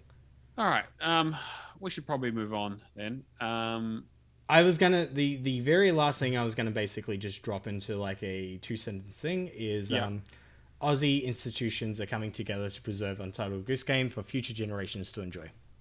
Great. Okay. Honk. Well, and then cool. We move. Okay. On. Nice to hear. I just thought it was like a feel good news story for the week, and I think like Untitled Goose Game is like such an indie darling. I love that game. Yeah, it's great. The fact they add a co-op to it is just perfect. I wanted more achievements to come out when the co-op came out. I want an excuse to go back to it. What's happening in Game Pass, Cameron? All right, so Game Pass we have Escape Academy got added July 14th. I will be very keen to check that out. Game of the Year contender, My Friend Peppa Pig came out. If you have young children, all you need is a thumbstick and an A button for them to be able to play it. Highly, just give your 3-year-old the controller, let them enjoy it, and then clean up the achievements after. That's what I did. I've got it sitting here for my 2.1, so... It's... It's very, it's incredibly like the TV show. I'm very impressed of, how authentic it feels. No, I. It is the exact same experience as like watching Persephone watch Peppa Pig, kind of thing. Okay. That's what I like about it. What isn't, and I'm gonna complain about it when we get to it, is the Paw Patrol games. Paw Patrol, the movie Adventure City Calls, got it out of Game Pass July 14th. This wasn't the one I completed this week, but the fact, like, I did start it up, just because I felt like, oh, I'll just do like a collectathon kind of game at the moment. Got to the first, I guess, like, event where you've like press Y to use this dog and use their special ability to clear the area. Just broke, like, it didn't work at all. So I'm like, all right, cool. I'm just not going to worry about this at the moment. Okay. Like, yeah, cool. First level in, get to the first one after collecting like 200 of the portraits, and it's just like, yeah, not going to work. But Power Wash Simulator got added July 14th as well. Very keen for this one, as well as As Dusk Falls coming out July 19th. Cool. Yes, I'm 100. I have a 3-year-old daughter. I'm allowed to make critical decisions. Let's be honest, I'll still be making decisions. Yeah, I was going to say you still be playing that shit anyway. And I thought I would add upcoming Xbox releases to keep an eye out on for the week coming up. Like I said, As Dusk Falls launches on July 19th, as well as the DLC for Hot Wheels, Forza Horizon 5. I'm very keen on that. Mm-hmm. I haven't jumped on yet because apparently the save's breaking. In Forza Horizon 5 for a few people. So I'm kind of like, I need to do a little bit more research on that. What else was there? There was Baldur Gates Dark Alliance 2 coming out on the 20th. Ooh, we're playing that. Wayward Strand was due to come out on July 21st, but is now being pushed back to September. Highly recommend to add, like, if we're talking about indie games that aren't coming to Game Pass, that look amazing. Aussie devs, the art style for this like sold me alone. Just take a look. Other than that, Bright Memory. Remember Bright Memory? I do. Yeah. Infinite is coming out on the 21st. Sadly. Yeah. They're finally getting their proper game out. Finally getting the proper game out. And then to finish off the week, we have Capcom Arcade 2 on July 22nd. Severed Still, which I played the demo for. It's getting published by... I'm drawing mental blank for it. Solid game. Like, the movement system, for me, like, is just really fluid. Kind of has, like, that super hot kind of feel to it. And then everybody's favorite game series that just doesn't know when to stop, Airy Vikings is coming out. Oh, my God. They're doing another one? They're going to keep on doing them. Right, people keep buying them. I mean, like, I'll put it in the list for April, I guess, when I get back to doing the trash. But yeah, those are upcoming games, and the second half of the month for Games of Gold has come out as well. So yeah, check them out. Sweet. And then we'll next week we'll have whatever's leaving that will probably be Valaking. So yeah, probably Tuesday night, Wednesday morning our time. All right, well, let's get into what we're playing. I'll just quickly go through my list. So I have been playing Fall Guys. So I got roped into doing that, and I'm having a really good time with it, actually. I finally got my first race win yesterday. Got my 20 wins with Sweet Thieves and all that sort of stuff. So most of the achievements are done. They've done the stuff. They've modified the requirements for the legendary costume stuff. So I think I have like 9 achievements left, which is pretty good. I'm pretty happy with that. I find it so funny that the first 5 matches you dragged into, you got infallible because of pretty solid team. Me, you, Kirby, and Adrian. Wait, was Kirby there? Yeah, we did on the Friday night straight after, and you got infallible. It was like one of your first things. Oh yeah, you're right. So that was it was good. Like I had a really good time with it. I'm liking the event stuff. I'm doing my dailies just to get my kudos because again, the big achievement really is that buying 50 things from the store and trying not to spend real money. So that's kind of a hard ask, but we'll get there. But yeah, I think it's a really cool game. I think it's frustrating as fuck. But it is, but it's really enjoyable. I can definitely see why people like it so much. I was doing Far Cry 3 with Dragframe last night in the and like just having Matt in the party, just hearing you get tilted about Fall Guys is just so entertaining. And just hearing Allison and Charlotte just like screaming out in the background. Yeah, again, I was getting a lot of fucking commentary from the cheap seats around kind of my performance in Fall Guys. Blast Ball was the thing. Because you had to win 3 rounds in a row, and I got my win, so I don't give a fuck. I got it, and I got my achievement, so I'm happy with that. But yeah, I need to play a bit more of it. Also been playing. I finished up Danganronpa, the first one. Yep. So Nice. Third one comes out this week. Wait, the third one? Oh no, the third one. The spin-off. The spin-off that I was saying. Yeah. Okay. So yeah, I was gonna say. So I finished the first one.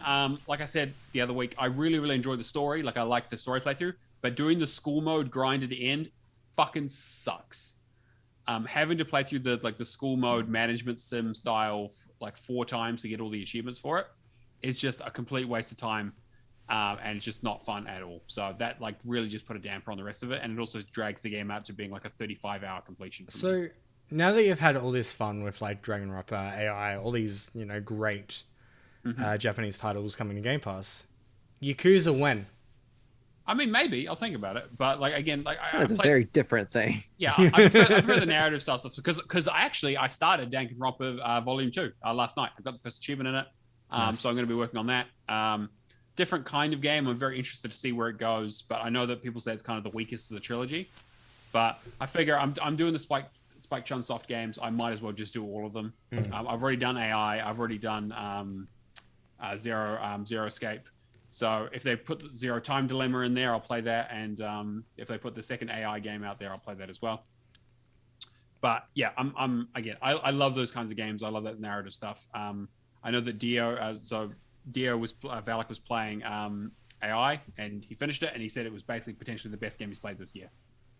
So Cameron, it's really funny. It's fucking hilarious, and I really like the story. I don't know. I'll say maybe it was my mindset. I'll go back. I think you should try and go back to it, but like you have to be like it's a very Japanese game, and like it's a mystery. Like it's a murder mystery, so you have to be like, okay, you need to be in it for like to be in it, and you need to like follow it along. Yeah. It reveals itself to you slowly. But it's also like very funny in the middle. It might also be the fact too that like I started like a really starting Evertried this week, starting a game that I've like become really addicted with, and then going to another game because of book club. You just want to go back and play something else. Like I get what you mean. So I got that done. I finished up. I played Turnip Boy Commits Activation because Charlotte kicked me off my Xbox, so I put it on my. So good. So I put it on the PC to play through that. Well, she was working on. I don't remember what she was working on. So yeah, I really enjoyed it. It's kind of a like Zelda style. Like a very like old Zelda style, like top down light sort of comedy. Link to the Past comedy. Yeah, I think like it's fun. I enjoyed it. It was very funny. Ripping through shit. The waifu achievement was very funny. Charlotte thought that was absolutely hilarious. But yeah, like it's only like an hour and a half to 2 hours. It's you can put it on God mode and just kind of breeze through it, and I really enjoyed it. I imagine it'd be quite difficult without that. It kind of makes me wonder like how Garden Story holds up. Because like that launched this week. Yeah, and like I'm curious, but I know it's a 20-hour at least. Right. So, I mean Zelda. Like same like Zelda kind of gameplay, so yeah, I love those kinds of games. Just been again because I'm not really interested in Nintendo anymore. I'd kind of miss out on them. Yeah. And then the main thing I've been playing this week has been Chorus, the space flight sim spaceship game that's in Game Pass where you play basically. So okay, this game. So I don't know if you guys ever played Freelancer. It was an old game on the PC. In the early 2000s, it was like part of my childhood. Nope. I played the demo for it when I was a kid. It was one of those like demo disc games. And this is the coolest thing I've ever played. And then I had to go and buy the full release. I had to convince my dad to be like, this is the coolest thing. I need it. So basically, you play a character who worked for like a cult called the Circle that basically goes around in space and crushes everyone under its like psychic power, like mind control. Like ancient alien shit. Like they obviously discovered some ancient artifact and they're like, oh, cool, we're now going to bring this to the rest of the world and control everything. And you play basically the top general of that army who defects after basically destroying an entire planet and realizing that they're, oh shit, we might be the bad guys. And she's like, okay, I'm out. She dips. And so, you're hiding out like the Order 66 style Jedi being like, okay, I'm going to hide my powers. I'm going to hide. Also, they have powers that can teleport ships and like turn into like light and blast through things. And like this kind of like think of it like the Eldar from Warhammer 40k and that kind of like, they have spaceships and shit, but it's also like they have like mind bendy weird powers and shit. So there's a lot of cool, interesting psychological things about like mind control. But the game is basically, you flying around in a ship, blasting the shit out of things, helping out your rebel buddies and trying to take down the circle while fighting enemies, who have shields. And you have like a Gatling gun for regular hull damage. You have rockets for if they have armor, and then you have a laser gun for shields and that kind of stuff. It's relatively basic. You can play through it on easy, but then you also get powers where it's like you can teleport behind enemies, you can blast through them, you can later on you get ones where you can control an enemy ship and fly them into another ship and that kind of stuff. So it's kind of interesting. They changed it up. It reminds me kind of Jedi Starfighter back on the PlayStation 2 days, where it's like you have like a spaceship, but you also have like powers. Has a whole upgrade system, a lot of side quests. It's like a 30-hour kind of game, only single player, pretty good production value.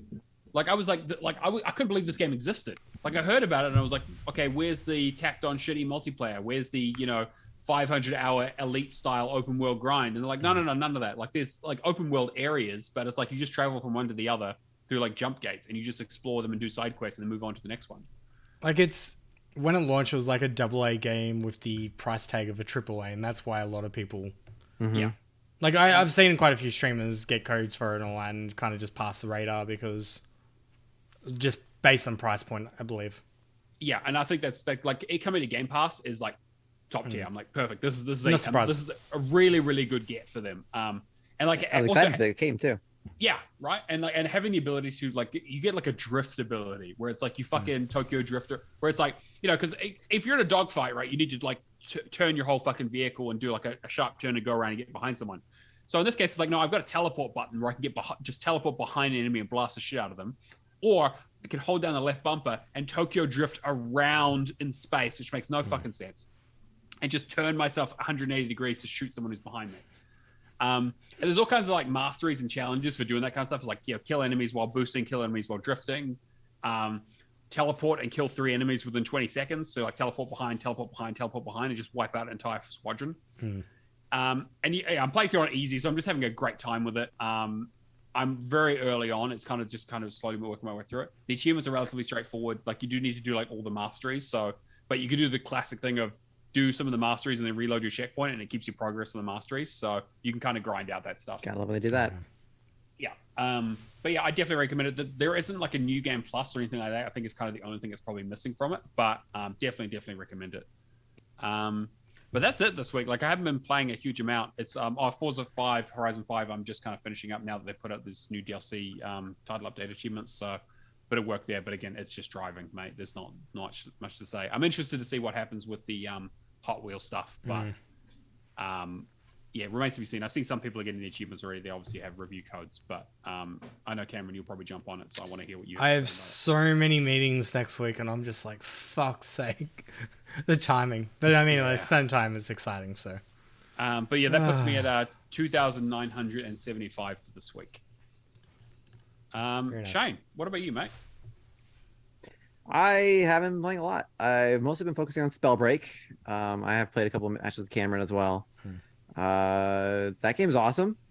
That game is really cool. I thought it was going to be pretty lame at first. I mean, I did Darwin Project back when they were going to shut that down. And it was exactly what it seemed like. You ran around, you kill people. It was Fortnite. But I love the magic mixing, like being able to mix sorceries and all the combos you can do. It's very cool. So I am enjoying that. And I apparently am not terrible because I'm usually like third or fourth, second, third place. So you know the crystals around the map?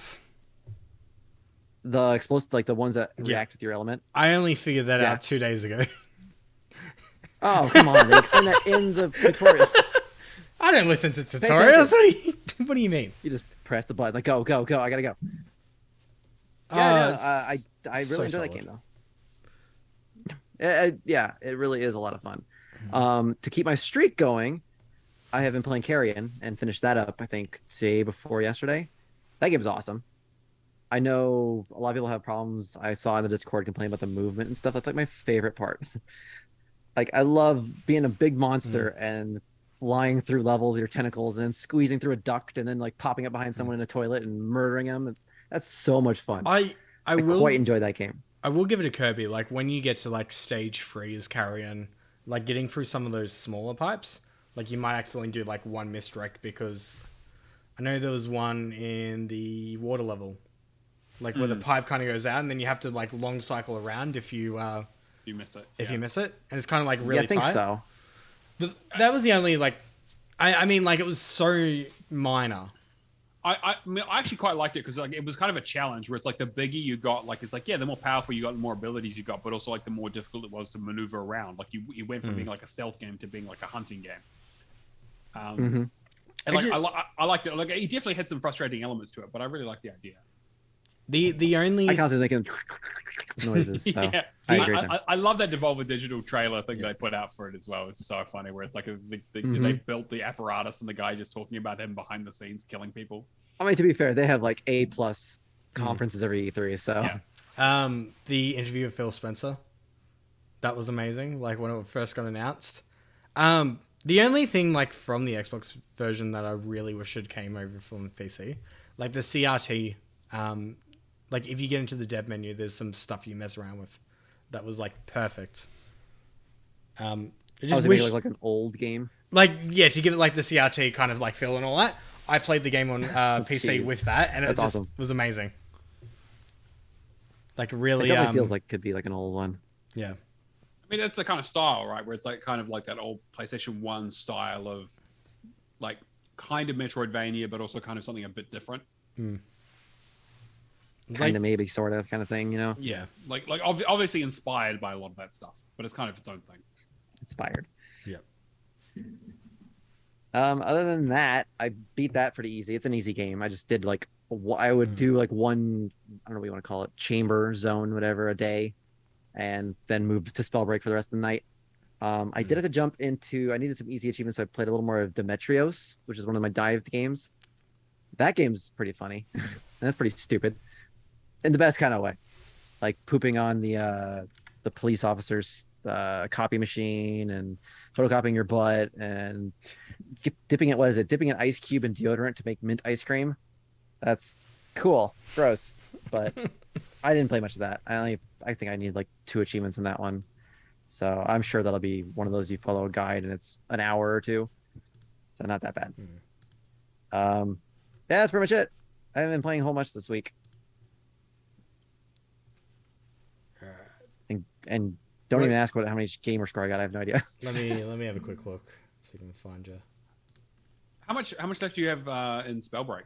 Like what? Because you need to get like level 12 with each of the characters, right? 14 with each class. There's 6 classes. I believe I just hit my first 14 last night. I'm at level 12 with fire, but I'm saving that for last because I like that one. I'm at level 5 or 4 with the other ones. I'm going through the ones I don't like first. Right. So I went wind first, and then I'm doing earth now, and then I'll do probably ice next, and then I'll save electricity, poison, fire for last because those are actually fun to play as. I still think No you're matter crazy what Cameron for says. Earth is still No, best. no, Earth is best. Nope. Actually, fire's probably best. But I don't- like I got it out of the way early. Yeah, fire's great. Just shoot. That's Yeah. all I want to do. I just want to shoot things. I like poison. Same with poison. Poison. Yeah. I've only got conduit, which is electricity, and toxologist left to do. I'm pretty sure I'll get the completion today. You had You gotta be close. 740 for the week. That's pretty good. Yeah, that sounds about right.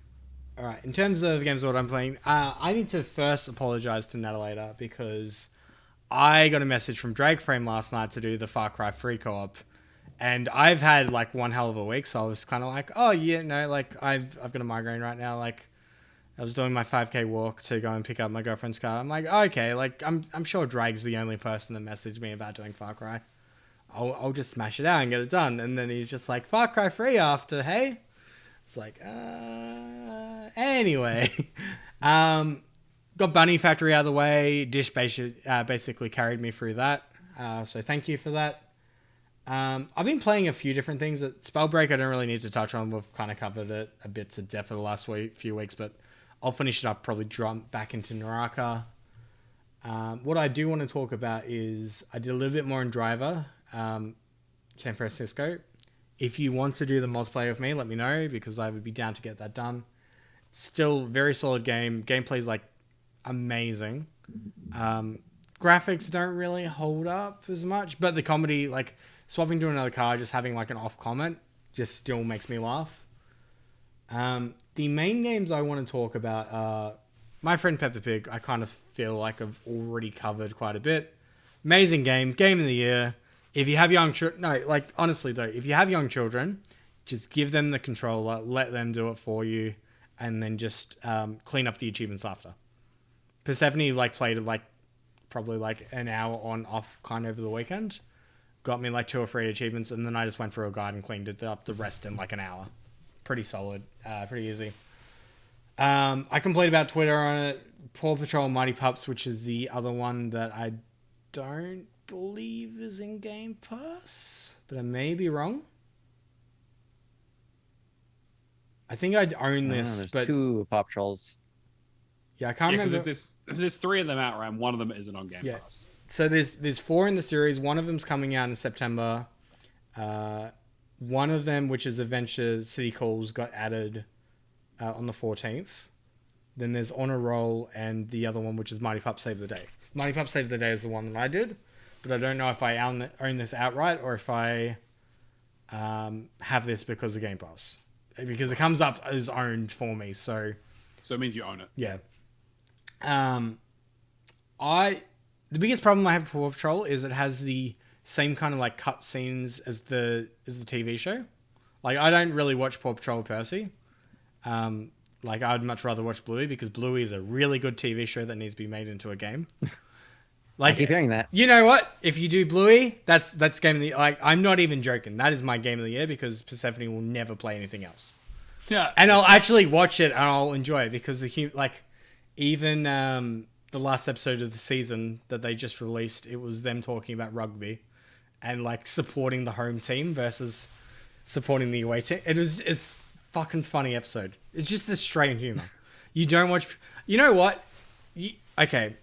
The one thing I liked about playing Paw Patrol is the fact that the only dog I know out of it is Chase, which is the police officer dog, yeah?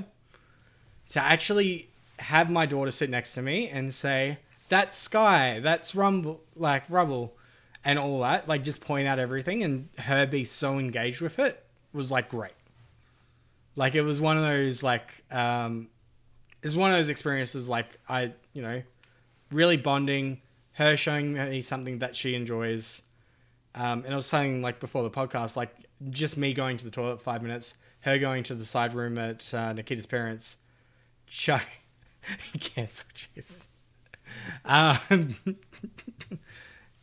Like her just going in there, and the game has mini games, and she just started up this DDR like button kind of mode, and was just dancing to it. And it was the most adorable thing ever.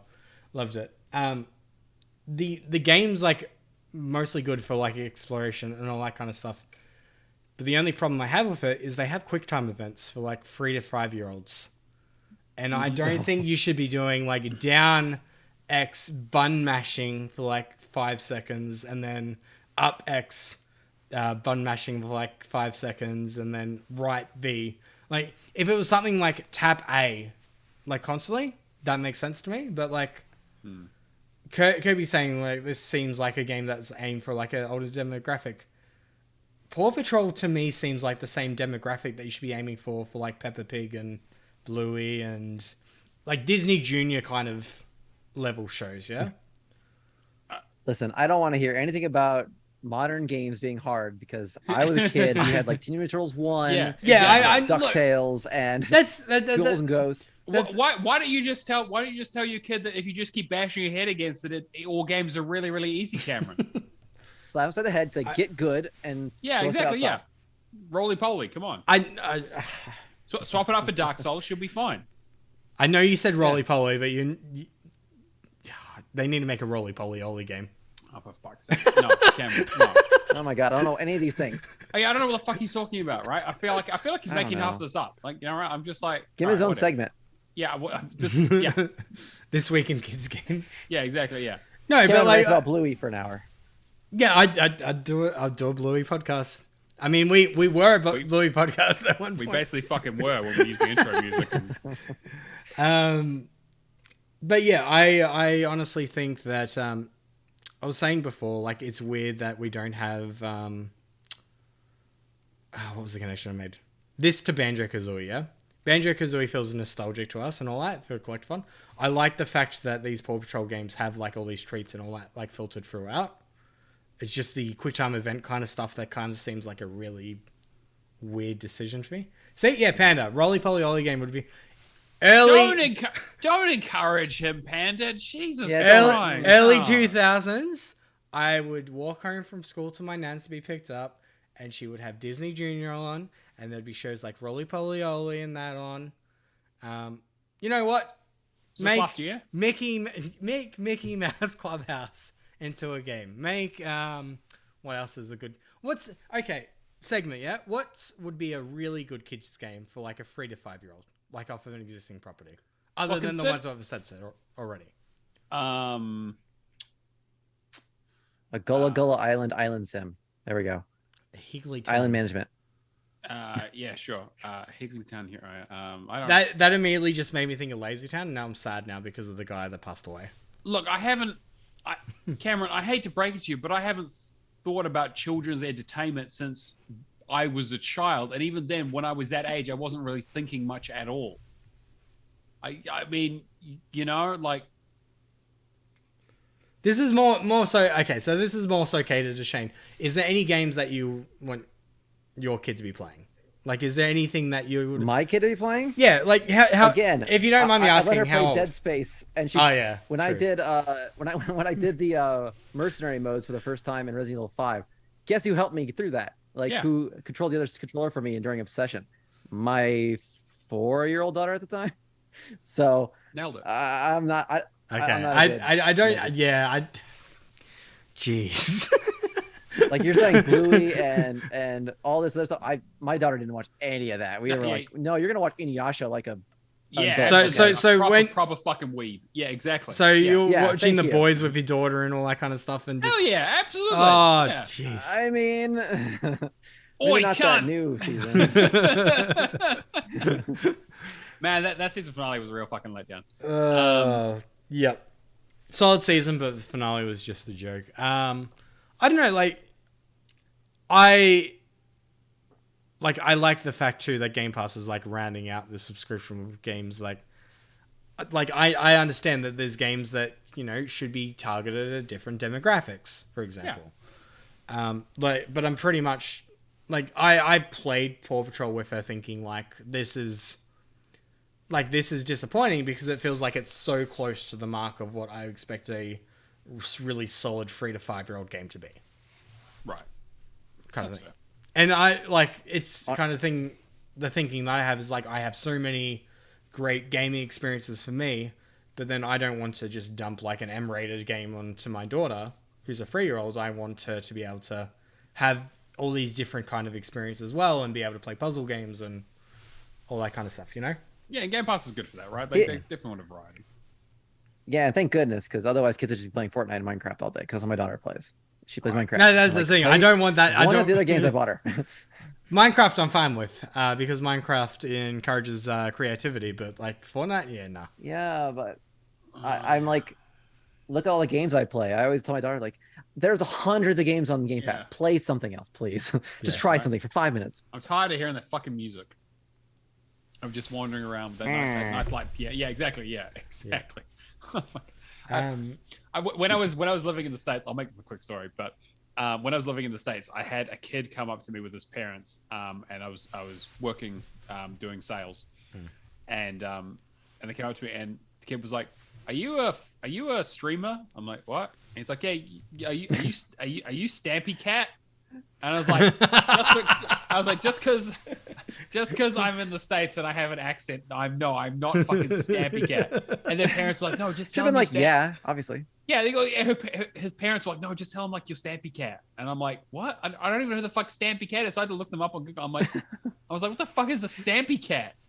I'm like, wasn't it a Minecraft YouTuber? Minecraft. Yeah, Minecraft YouTuber. Yeah. I was like, what the fuck is that? I was like, all right, well, I was like, look, if you buy a fucking phone or whatever from me, then I'll pretend to be who the fuck you want me to be. But Jesus Christ, leave me the fuck alone. I'm trying to. I thought you were gonna say some kid walked up to you and thought you were a villager from Minecraft. I was like, I can see that. Yeah, that makes sense. Yeah, that's fair. And that's how the kid discovered the Stampy Cat was a sellout. Exactly. Yeah, so I was like, yes. I was like, oh, yeah. Never so I was meet like, your heroes. I'm friends with Stampy Cat or what. I was like, because I was tempted to be like, oh yeah, I'm definitely Stampy Cat, but unfortunately, because you didn't subscribe with Prime, unfortunately, I'm stuck here working in a mall. So we go just searching like Andrew adopted. random. yeah. We just search like random Reddit subreddits, and there's just a weird article like, oh, I remember back like 10 years ago when I bought a phone plan of Stampy Cat. It's like, unfortunately, the whole Minecraft streaming career isn't going very well, so I've had to sell my body. But hey, just make sure you subscribe to Prime. Okay, right. the one game I really want to talk about this week is Evertried. So the reason I bring up Evertried is I will sporadically buy a whole bunch of games, and just because stuff are leaving or I get busy or anything, I don't get a chance to play them. I'll buy something based off the fact that it looks cool, and then it will just like slip off the radar, and I'll discover it like a few months later. Evertried, I bought in October last year around launch. The game art style, we originally had it as a poll option for the Patreon, I believe. Right. Yes. Yeah, it got outvoted, but usually when I add games to the Patreon, it's because I really like the look of them. They're not coming to Game Pass. And I usually add them to my cart and buy them at a later stage, yeah? Mm-hmm. Evertried I bought because of the art style. It looked amazing. 2D pixel, grid-based system. Very similar to the Final Fantasy Tactics games back on the GBA, yeah? Game Boy Advance. Yep. The reason I went back to it this week specifically is because the Achievement Fixers Discord have started up a new channel, which is essentially games that we don't think are unobtainable, but nobody's tried them. Right. First night, so how the game works is it's essentially a roguelite where you're doing this grid-based system where you attack first, and then the AI makes decisions after you, and you go around the grid to attack them kind of stuff, and then there's traps that are implemented in. So it's like you working the grid to your favor to take down the enemies and then progress floors. Some really hard achievements like complete the game on hard mode, do 100 on the endless difficulty.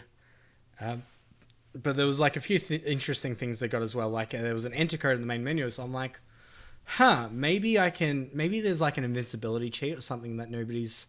this game only had 45 starters when I started it. Right. Maybe... if I reach out to the devs, there's some cheat codes or something that I could put in to make this an easy experience and snag first. Wasn't the case. Found a trick or treat code that gives an awesome Halloween-based skin that they did because the game released, in October. Saying that both the skins of the game, the main warrior and the pumpkin skin, look amazing, just for pixel art. Pixel art pumpkin's got a massive scythe with flames coming from it. Gameplay's really, it has that roguelite element of one more run, I'll get it this time.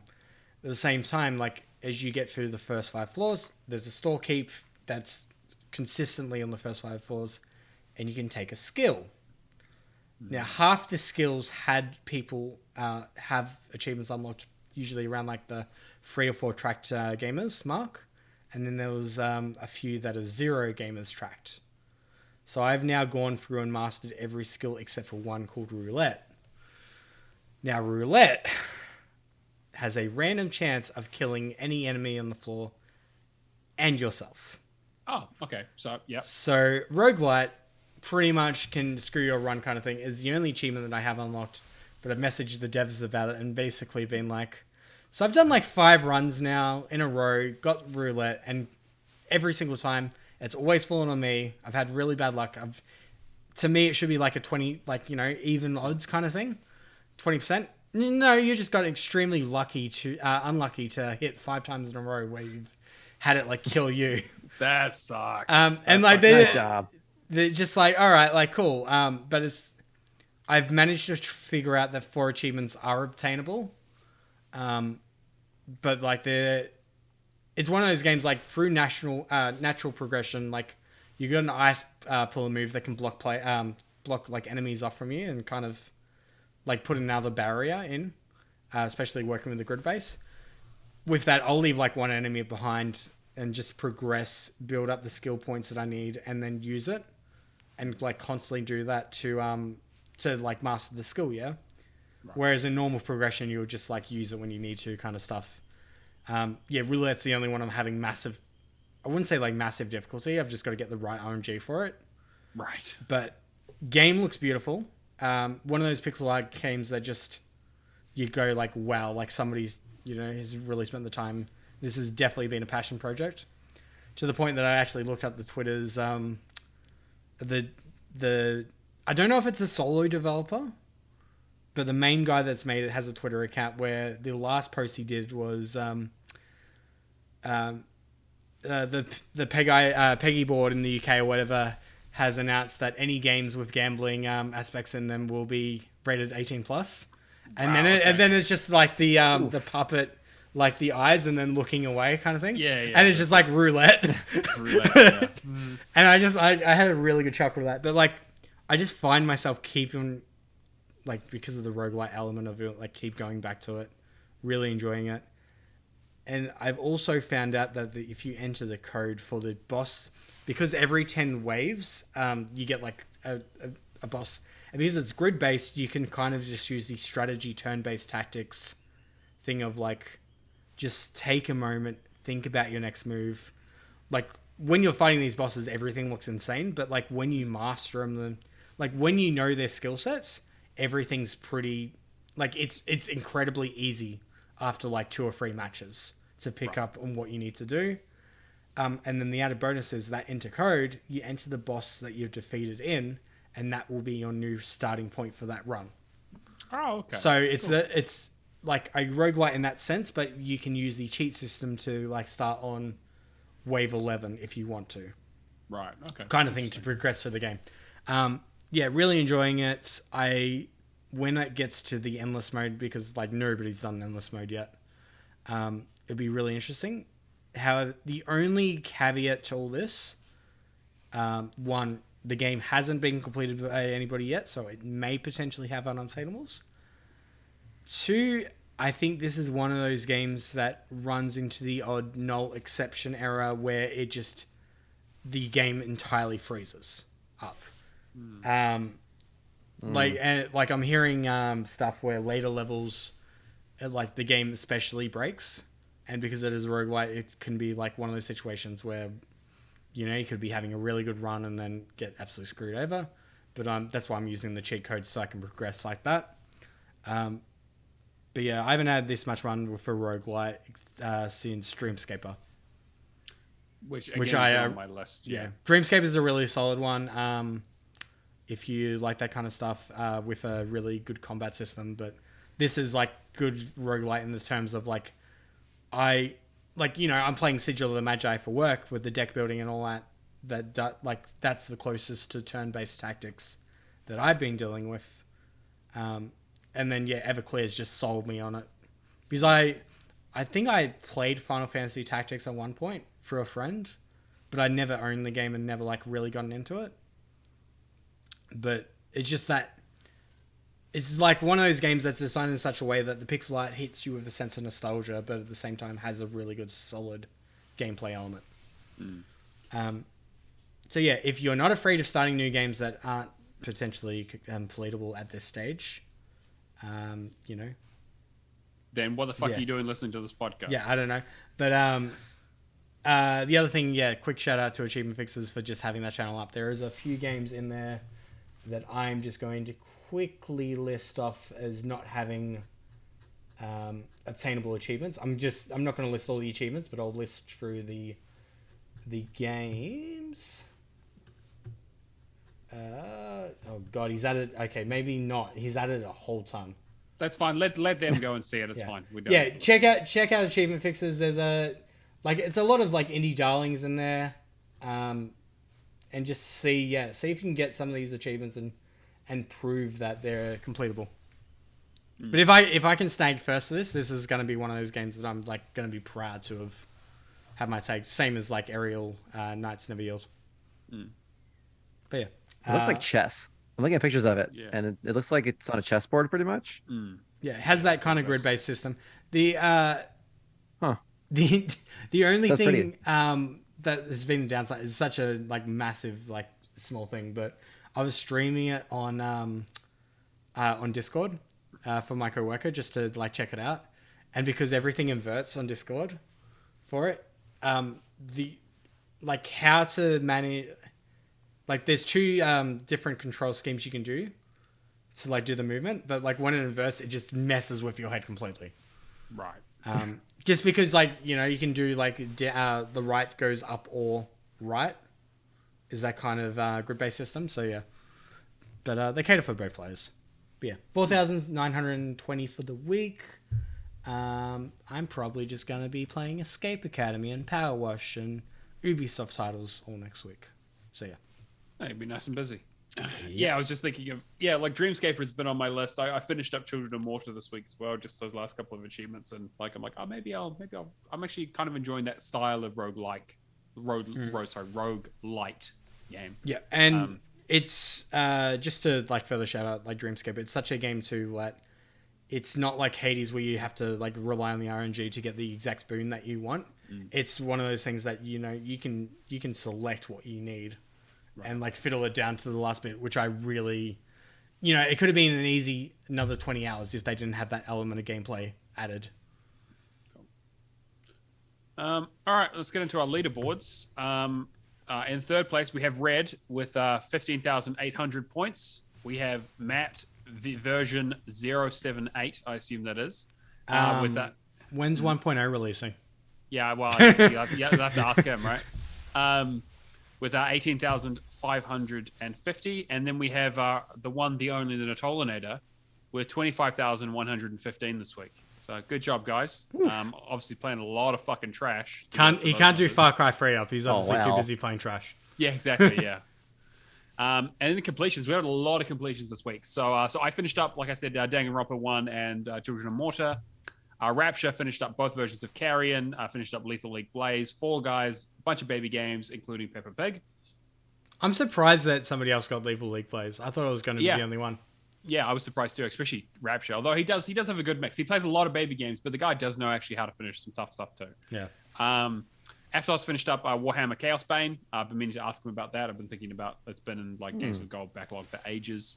Natolinator finished up some baby games as well and finished up Crossfire. Kia also finished up Crossfire, Carrion, and Abyss.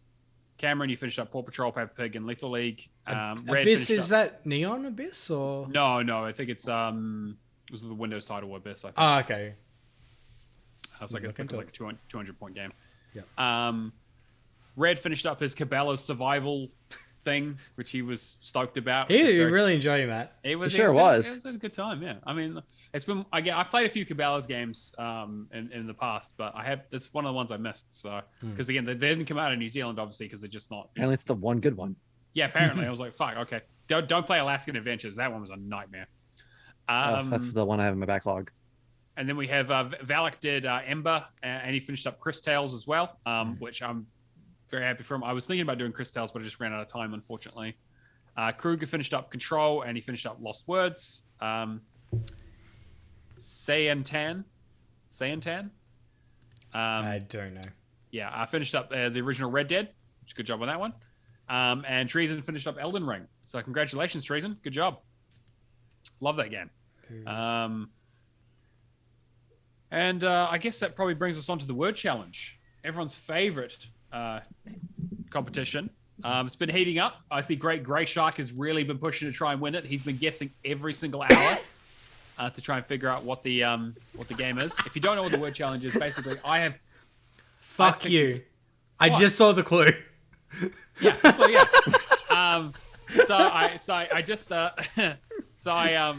Oh, you're gonna throw me off now. But okay, so if you don't know what the word challenge is, basically I picked a game. And I've put it into our bot, and there is a channel on our discord.io/crawlergamers, where you can go and guess what the game is. And if you get the title exactly right, a gift pops up and you win $20. Simple as that. It'll be like 20 Australian or whatever the currency is. Conversion's a nightmare at the moment, but whatever. We'll figure it out. And so each week I give a clue, and you just kind of got to guess what the game is. The first clue was it is a game that has DLC or title update achievements. So not just that it has DLC, but there are achievements tied to it, to the update or DLC. It has a stack or another version. So whether that's like a Windows version or a 360 version, or it has like a regional variation on true achievements. And this latest clue is really going to narrow it down. It hasn't been completed by Shadowless Edge. So again, that probably takes like 5 or 6 games off the list. So that should make it nice and easy for you guys. You should definitely get it. If you guys, again, there've been a lot of really good guesses. I don't think anyone's super close yet, but there've been some good thinking. Yes. I was going to say the thing is too, is not completed by me. It might not even be started by me.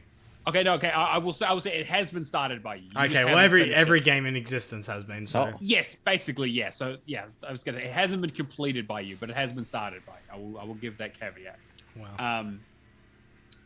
But yeah, so guess what that is. Next week, I'm gonna if you don't get it by the end of the week, I'll have a really good clue for next week of it will really narrow it down a lot. So perfect week to start my bean dive and just chuck 200 games on you. Well, I mean, you can do, yeah. But people have to do a little bit more digging to figure out which one it is. But yeah, give it a go. Put a guess in there. Win you $20. Real simple. I want to see some good engagement because I think Grey Shark's going to get it this time. He's been dedicated. I want to give money to someone other than Happy Moogles because the man, the man's robbing me blind. Exactly. All right, you want to do the Patreon shout-outs, Cameron? Yeah, that would be very good. So, Patreon, mental blank. When did the LCA episode come out? Well, we're going to be doing one. We're doing Scott Pilgrim next for Lights, Camera, and Action. So we had Sonic 2 come out last week. So this month's one is going to be Scott Pilgrim. So we're going to be recording that relatively shortly. Best movie of all time. Yeah, it'll be really good. I think we're basically just going to gush about it, and we just want an excuse to go back and watch it, to be honest. So, Edgar Wright is like one of the. No, he is my favorite director. Anything that Edgar Wright touches is amazing. We also do a Patreon draw for the Patreons, where essentially I pick 4 amazing games, and you as a community get to pick which one you want to win for the month. The current choices are Jackbox Party Starter, Legend of Bumbo, Urban Flow, and Lumberjack. We have Jackbox Party Starter and Lumberjack tied for 43% each, and Legend of Bumbo just sitting there with 14%. So like I've said before, if you don't cater to fixing that by the end of the month, I'll just pick. So yeah, if you're a Patreon, go and vote. If you're not a Patreon, you can join us at patreon.com/Hall of Gamers. Basically, give us some cash. We have a bunch of tiers. We really appreciate all the support. We literally could not do the show without you guys. That sort of stuff pays for, and again, Shane is one of our patrons. We greatly appreciate it. Allows us to basically do these kinds of competitions, pays for hosting, pays for the Zoom stuff, because Zoom has changed their policy now that if you have any call whatsoever, they only last 40 minutes on the free plan, no matter how many people you have on the call, which fucking sucks. It's rough. So that's pretty stupid. Yeah, it's real stupid. So so again, it's not cheap. So to be honest, and we're also paying for equipment and things like that just so we can make the show better and better. So we really appreciate all the support from everyone on our Patreon and from people who subscribe to us on Twitch and other ways they support us. Thank you so much. If you want to understand truly how much Zoom is better than Discord, go back to episode 1. Yeah. And listen, and it's essentially me talking to Matt, and then Matt goes zzz, and then just cuts out for 10 seconds at a time, and it was just... It's money well spent. It's made our recording process so much easier, but it is it's a few $100 up front for a year of it, so it's not cheap. And that's kind of going to bring us towards the end of the show. I got to shout out the patrons. Oh, we haven't. Okay, you haven't. Okay, yeah. Go for it. So we got Nell later. We got good old Shane here, Firehawk, Mad Lefty, G Spaceman, Admiral Awesome, Keo, Happy Moogles, Kung Fu Skills, Hack and Prone, Cavalier 07. Old Mate Clan, Mark B, and Mick 11 Legends. Like we said before, without you, we could not do the show. Also, those people on the higher tier, let me know when you get your merch. I want to see some photos. Absolutely, yeah. And if you got any ideas, let me know. I want to design a hoodie next. So if you want to come hang out with us community, we have our Discord, which we've already shouted out, discord.io/HallofGamers. We have the word challenge. We've also got a channel for the podcast. We do a bit of movie chat. There's been some planning for some sessions as well for Teenage Mutant Ninja Turtles and a few other games we're going to be playing. So come hang out, say hi, join the community. We appreciate it. We want to get as many people as possible. Don't be a Creep. We've also got our Twitch, Hula Games Pod, where we do the show every week. You can come say hi. We get people like Pandas, Todd is in here. We've got Treason, again, like we talked about at the top of the show. We really appreciate all the community involvement and the questions. Also, thanks for everybody in this episode that's like gifted a sub. Yes, absolutely. Yeah, we really appreciate it. Legends. Thank you so much, especially Natolinator, for basically, for bankrolling this shit, because we... That's great. I was going to quickly add too, like Twitch has actually changed their payouts to be $50 instead of $100 too. Oh, good. So we might actually. You actually might. Again, we make basically no money from Twitch whatsoever. So any little bit helps, especially if you don't want to be doing like an ongoing thing like you do with Patreon. I mean, if you got Prime, like definitely give us Prime. But like, absolutely, if you want to sub, like Patreon all the way, baby. Yeah, we get a much better cut from that.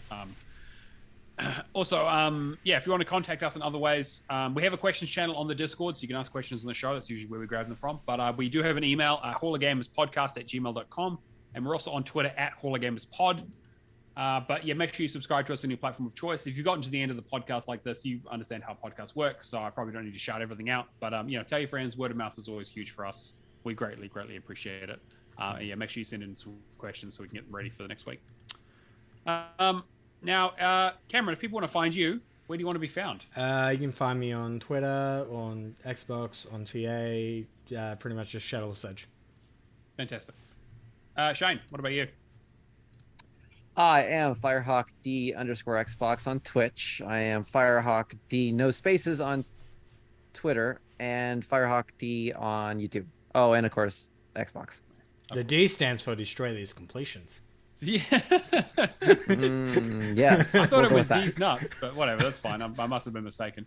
And for me, you can find me on Neomaster on everything True Achievements, Xbox, and Discord. A very special thank you to everyone listening, and to Shane for joining us. We greatly appreciate you taking some time out of your busy schedule to come hang out and chat with us. Very busy. Yeah, absolutely. Busy. So many games to play.